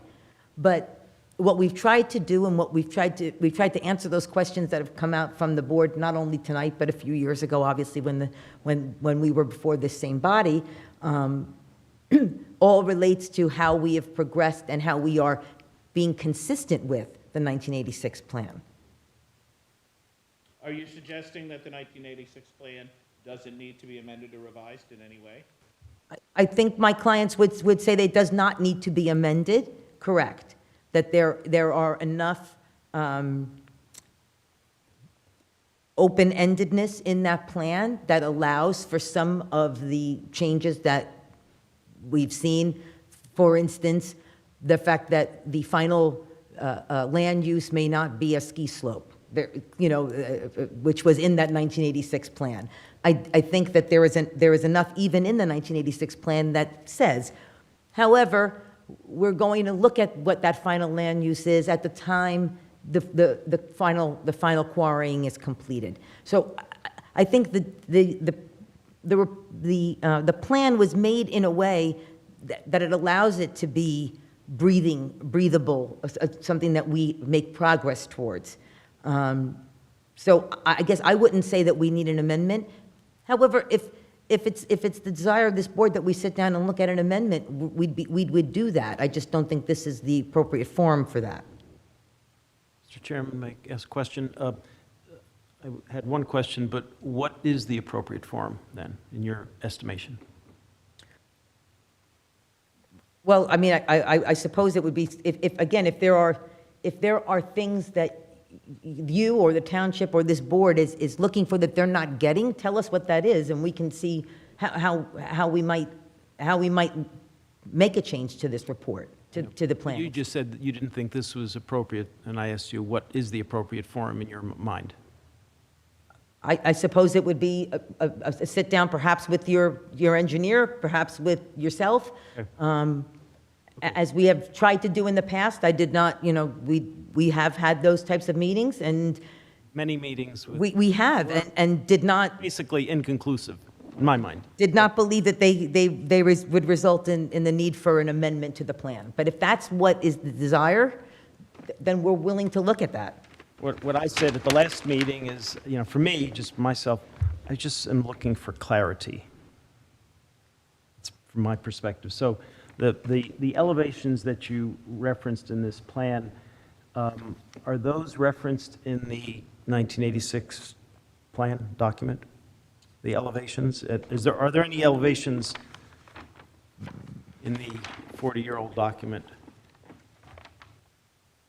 I don't know where I would find them. Okay. And how, I mean, there's discussions in the report about thicknesses of material, but I don't see anything in here that's, specifying, I mean, they talk about overall total cuts, but no, nothing that's specifying the elevations in the various areas as we presented it. so in the reclamation plan that I guess would have some governance over reclamation of the property, right? That's, I guess, what a reclamation plan is. Yeah, I mean, it's one, I see it as, having done them in other townships, I see it as, as the quarrying gets to its final point, presenting to you how we intend to, build the property back ultimately, so that we're leaving it in a way that, meets your ordinances, facilitates redevelopment, we don't, and we do the things that are the crux of your ordinance, when you talk about the purpose, protecting health, safety, things like that, for the township, that's what we're trying to provide. So by you giving us elevations, which we requested, which I know I appreciate, I'm sure everyone on the board does, how do the elevations relate to the ultimate quarrying of the property? I mean, you're giving us numbers. What does that relate to? I mean, does that mean that the one elevation, the current, it says current elevation plus or minus 95. So is that a static number? Is that going to change? Are these numbers or these points or elevations referenced in the reclamation plan? I know you gave them to us because we asked you for them, which is great. But how does that relate to this document? Well, I mean, we didn't specify ultimate elevations, because again, it's not, rock is not consistent. Okay. What we're trying to say is, we're basically our bottom depth over here on the northeastern end. In the center of the site, where we're at elevation 140, that's kind of where our crusher's located. There's additional material to be taken out there. So that would potentially go lower. Go lower. But what I thought we could show with this plan is when you look at the back sections, we have you would think, that we would say, well, we're going to take it down all the way, but we're not, because the rock is stopping before that, and we realize that below that, we're going to have material that we can reuse for our reclamation, right? So when we're talking about max cuts and the highest points of the property at 200 and 100 feet, that's going to basically blend in, when we leave this site. So is there going to be some minimal cuts in the, where we're at elevation 95, that's like the center of our stage 3. It could still go down a bit, but we're really what we're trying to say is we're kind of hitting close to our limit in that area as to where that useful rock is going to be. And so when you see a consistent grade, when this goes down to elevation 300, and we're going to meet, a basin over here, which is around elevation 100, that's going to end up being a blended, surface at the end of the day. So I guess maybe this is the question I just thought of formulating. So on this map you have, is the lowest elevation the 95? Well, outside of the basin, yes. Okay. That's roughly, yes. So I guess, so when I think of reclamation is when you're finished quarrying, then it has to be reclaimed, it has to be converted in some manner, revised, changed, pick a word, right? I mean, that's basically what reclaiming the property would be. Yeah, we're amending the ground to to what I consider a safe and, positive drainage and, safe slopes, things like that, yes.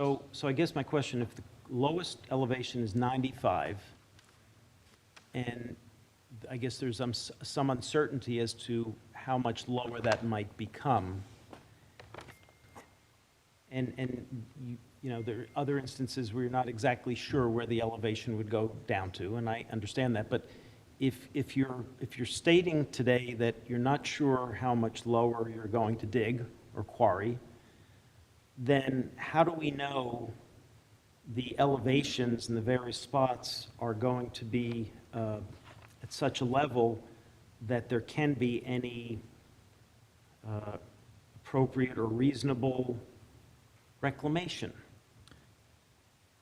And part of what I'm going to just say, I know I'm asking for you to look in a crystal ball, but I think for me, I'm wanting to understand, I know you can't answer all these questions, but if the township, in doing its job and to ensure that there is appropriate reclamation whenever you're done, when does that conversation take place? And I think what we've heard from, my interpretation is what you folks have said is, well, we'll talk about that in 40 years.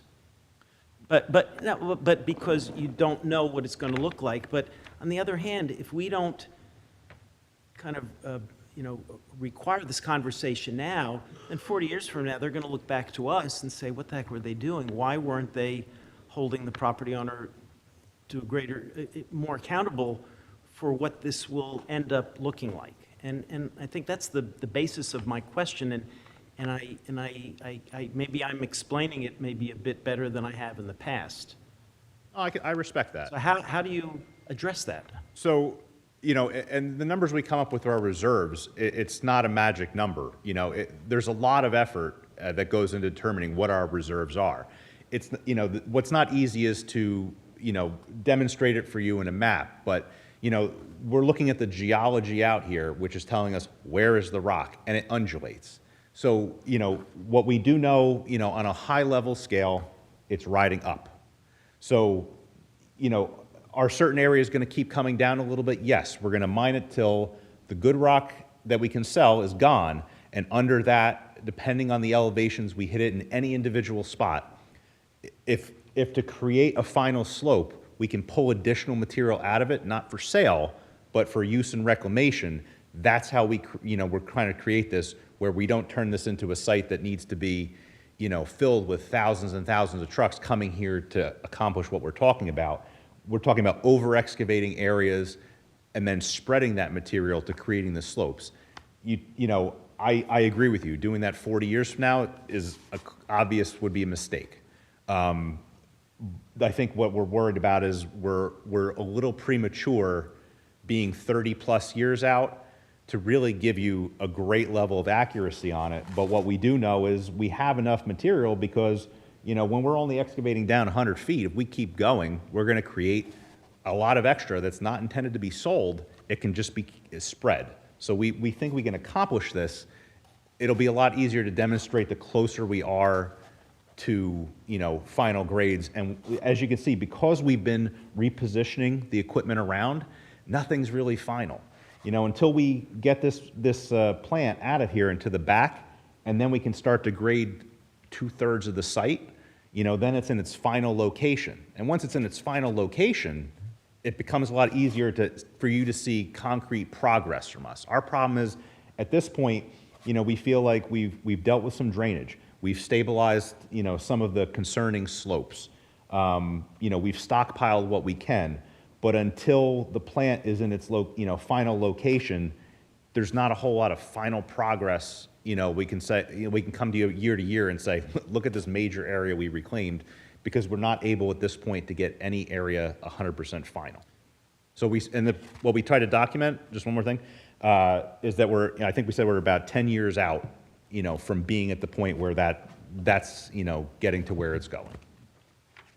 So I think, what you said is reasonable. You also said something like, when you get closer, well, what is close enough to then have that kind of definitive discussion? And I think that's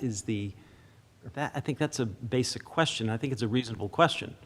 If that means I have to try to hang on to this job for 40 years, I don't know, we'll see if that's possible, but I think that's the basis of my real question. And you're not going to be able to answer that today, but as long as I'm here, that's the kind of question I'm going to keep asking, and I would hope that you would take that into consideration, that we're trying to do our due diligence. You're a good corporate citizen. No one is trying to do anything other than try to look to the future responsibly and not be unreasonable. But just to have, year after year, you folks generally, say, well, we can't answer that question. Well, when are you going to be able to answer the question? And I think you have to, at some point, be prepared to answer that question. On the issue of the future land use, I think it probably is premature, in part because we've seen, frankly, over the course of even the last 5 or 10 years, how different communities have wanted to concentrate different kinds of land use. Where you may have wanted this to be residential, you may now want this to be retail, and that has changed so significantly. Think about what you'd want to have been industrial, or whether you would have wanted an office park maybe 10 years ago or 15 years ago that you might not want today. But point well taken. I recognize that some of these things I do think we're not there yet, because we are still actively mining, and I think there is absolutely a recognition on our part that the final land use for these reclaimed areas are going to be subject to the zoning it's in place at that time, and subject to further discussions with the township at that time. So I'm not trying to be glib about that. Sorry. I'm sorry. You go ahead. Again, we were just kind of discussing that time frame idea. What I said is accurate. The plan would be within 10 years, move the plant to that final location. At that point, once all the reserves come out of the center section, we can get a lot more accurate with it. Another thing that we thought we could maybe give you in subsequent years, if the concern is that we're going to abandon this place and you're going to be left with a mess, perhaps we could do something in terms of more of like a final grading plan, assessing reserves, and then what we could do, like from a volumetric standpoint with excess material, to create those grades to show you how we can try to balance it. Maybe that provides a little security. And like Mr. Bird would weigh in on that. That sounds would be incredibly helpful, because then over a period of time, the township could then understand the progress, and your ability to sell material is dependent upon the economy, so that could vary, and you can't predict that. It could be quicker, it could be slower, it could vary. But I think those kinds of data points, I think, would then help us over a period of time be able to track that, and we have some sense. You're saying generally in 10 years, and that's a fluid number. And over the course of that 10 years, we could then see, yeah, they're on track, it's quicker, maybe it's not as fast. That, I think, would be a substantive way for us to understand with more definition. So I, for one, appreciate that. Yep. Thank you very much. And we can work to do. Yep. Thank you, Mr. Pappas. Any other questions from the dais?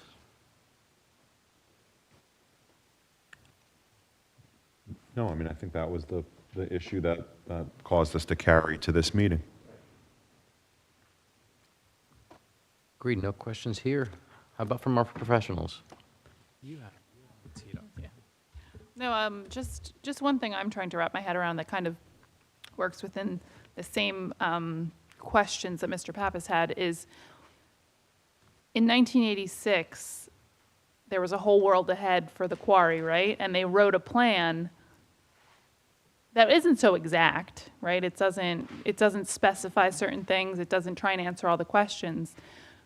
And now we're 40 years later, and we're looking basically at the same time frame moving forward, right? And so, not trying to play semantics about amendments and things like that, but in my mind, we're at the same point in time that they were in '86, looking forward to say, why can't we start to think about those things? And they don't have to be exact. They can just be perspective ideas. And you know, one of the things that I noticed, or one of the bigger differences, and I think I pointed out at the last meeting, was that Stage 4, Phase 2 area changed significantly from what's in the '86 reclamation plan, right? That was essentially going to be clear-cut and regraded in the '86 reclamation plan, and now it's going to be untouched, essentially. And so what I don't want to happen, and I think the similar concern to Mr. Pappas, is if in 30 years that changes again and then flips back to being clear-cut, being regraded, whatever it is, there was nothing that held that parcel to anything except what was in the '86 plan. So while it's a progress report, that's kind of a significant change as far as what the scope of the quarrying was going to be. And so I'm not necessarily calling for an amendment. I'm just saying in my mind that's how I recognize or try and capture the changes, is something that the property owner could be held to, and not just necessarily in 30 years say, well, that was just a progress report. Things have changed similar to all the other things that have changed. So I do appreciate the progress report. I think it's incredibly helpful. I think it hits the nail on the head for exactly what I was asking for at the last meeting. And I just want to make sure, I guess, you know, to wrap my head around about what are the things that the property owner is held to, how does that fit into an amendment, a new plan, a progress report, et cetera.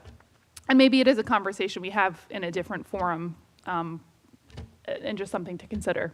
But, you know, I do appreciate you providing the information, especially in a short time frame, that did respond to the questions I had at the last meeting.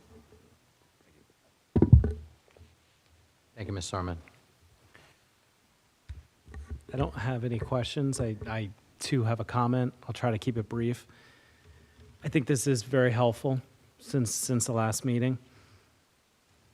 At the last meeting, the applicant or Stavola dropped off their package for the 2026 license renewal. And Administrator Pappas, I think, I agree with him. He hit a key word a couple of minutes ago. He said, we're just looking for clarity. And I think this progress report gets us closer.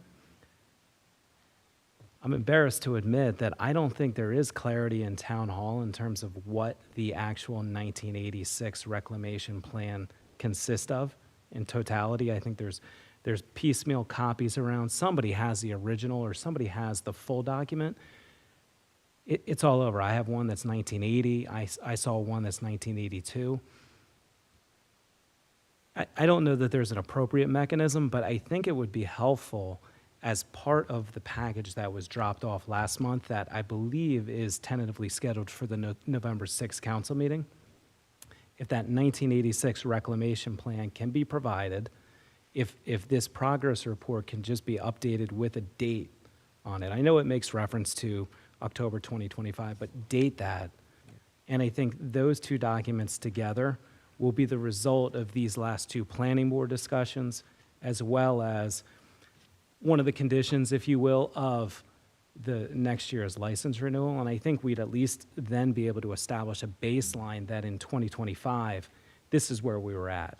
And then I love the idea, you know, as Wayne just described, of getting to the point where that reclamation plan is refined to be kind of more of a build out or final grading plan, and just have this process evolve, and just, you know, as we get closer there, I think that's a good goal. But I think just packaging this up for our renewal is going to be a big help. Thank you, Mr. Burr. Board Attorney, Mr. Peck, you know, hearing the, you know, argument made by our township administrator and from our professionals here, you know, I think we do have a better sense of clarity and understanding, especially given the progress report that we were provided with tonight. Oh, yeah, no, I agree. I think that their submission, especially as, however we want to phrase it, supplemented, amended, or further clarified, regardless, But it all touches on, the ordinance is very clear as to what the reclamation plan is to contain, and that's set forth in section 124-5A. And they've touched all the bases here. So I think certainly, and it's not this board's job to approve or vote on anything. This board is to make a report to the township council, for the township council to review, as part of its review of the license application. So something saying, hey, we recommend approval subject to some of the comments made by Mr. Pappas and by, the engineer and planner. I think that would be an appropriate recommendation then to the township council, who can then do what they want, ignore, explicate, or ask, hey, say maybe by the time we come back next year, maybe we want to see some other information, but that's for the council to decide, not for us. So, certainly if someone wanted to make a motion to just render a review report saying, hey, we approve of it subject to those conditions, I think that would be appropriate. Okay. I think I'd also like to give the public an opportunity, just real quick. Sure. Any members of the public at this time that wish to comment on the testimony, please feel free to come forward at this time. Seeing no members of the public, that'll close I think the it. board's blocking all the public. Yeah, I think the... From my view. Okay. There's no public. With absolute certainty, there are no members of the public. Okay. So I'd be happy to make that motion, and perhaps Mr. Peck, in conjunction with Ms. Sarman and Mr. Berg, could prepare the documents and maybe circulate it to the board prior to submission to the council. That would work. Sure. And you said you're up for your license application for the council on November 6th? Correct. And just to confirm with the board, you're looking for a discussion between now and next year's license of application to provide additional clarity on the 1986 plan, where we are today, and whether any amendment to that plan is warranted. One of the items we discussed as potential for next year, and we can discuss this, would be a final grading plan that would show what we're doing with excess materials, and it would provide the board and the township council with the ability to gauge our progress towards plan. Is that accurate? Okay. Can I just ask one point of clarification? It's confusing when you talk about next year, because next year's renewal is upon us right now for 26. What I was suggesting is... 2027? Exactly. For 2026, which is going to be discussed at the November 6th council meeting, can we get a copy of the 1986 reclamation plan, the document that's referenced in the progress report update, and just have the report dated and submit both of those in advance of November 6th, preferably by the end of this week if it's possible. And Yes, then we will do that. We would have a complete package to make a recommendation for the license renewal for next year, 2026. And then during the calendar year 2026, kick off the discussions working towards 2027 with the updated plans, et cetera. I think, just so I was clear in my mind, I wanted to make sure that we're all on the same page. Understood, yes. Very good. That's Mr. Pappas, and we'll need a second. That's Mr. Chowdhury. Mr. Probst, could I have a roll call, please? Yes. Yes. Yes.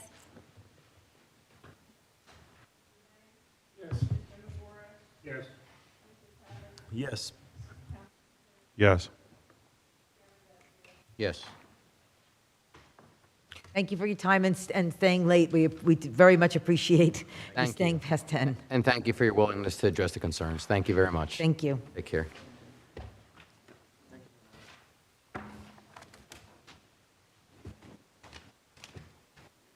Okay, moving along, we have no other business this evening. Ms. Probst, could we just confirm the next date as we Excuse me for discussed? 1 second. Yes, Mr. Begor. Is the offer for tours of the quarry still open? Okay. If anyone has not taken that tour, I heartily recommend it. It is very enlightening. I took it 4 years ago. Yeah, yeah, and And, I have to say, you get a better understanding of putting everything together, the maps, the write-up, and then the quarry tour.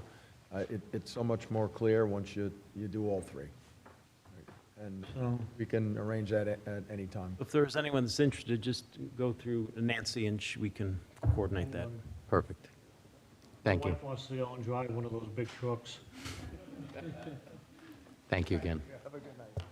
Thank you. Okay, Nancy, we discussed the next date that we'd be meeting would be on, I believe it was November 18th, correct?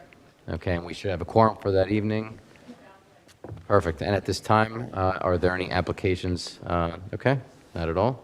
Very good. With that being said, anybody else have any comments, questions? If not, I'll take a motion to adjourn. I'll motion. Ms. Charterwitz, thank you. And a second, please. That's Mr. Wang. All in favor? Aye. Aye. Thank you very much, everyone. Okay.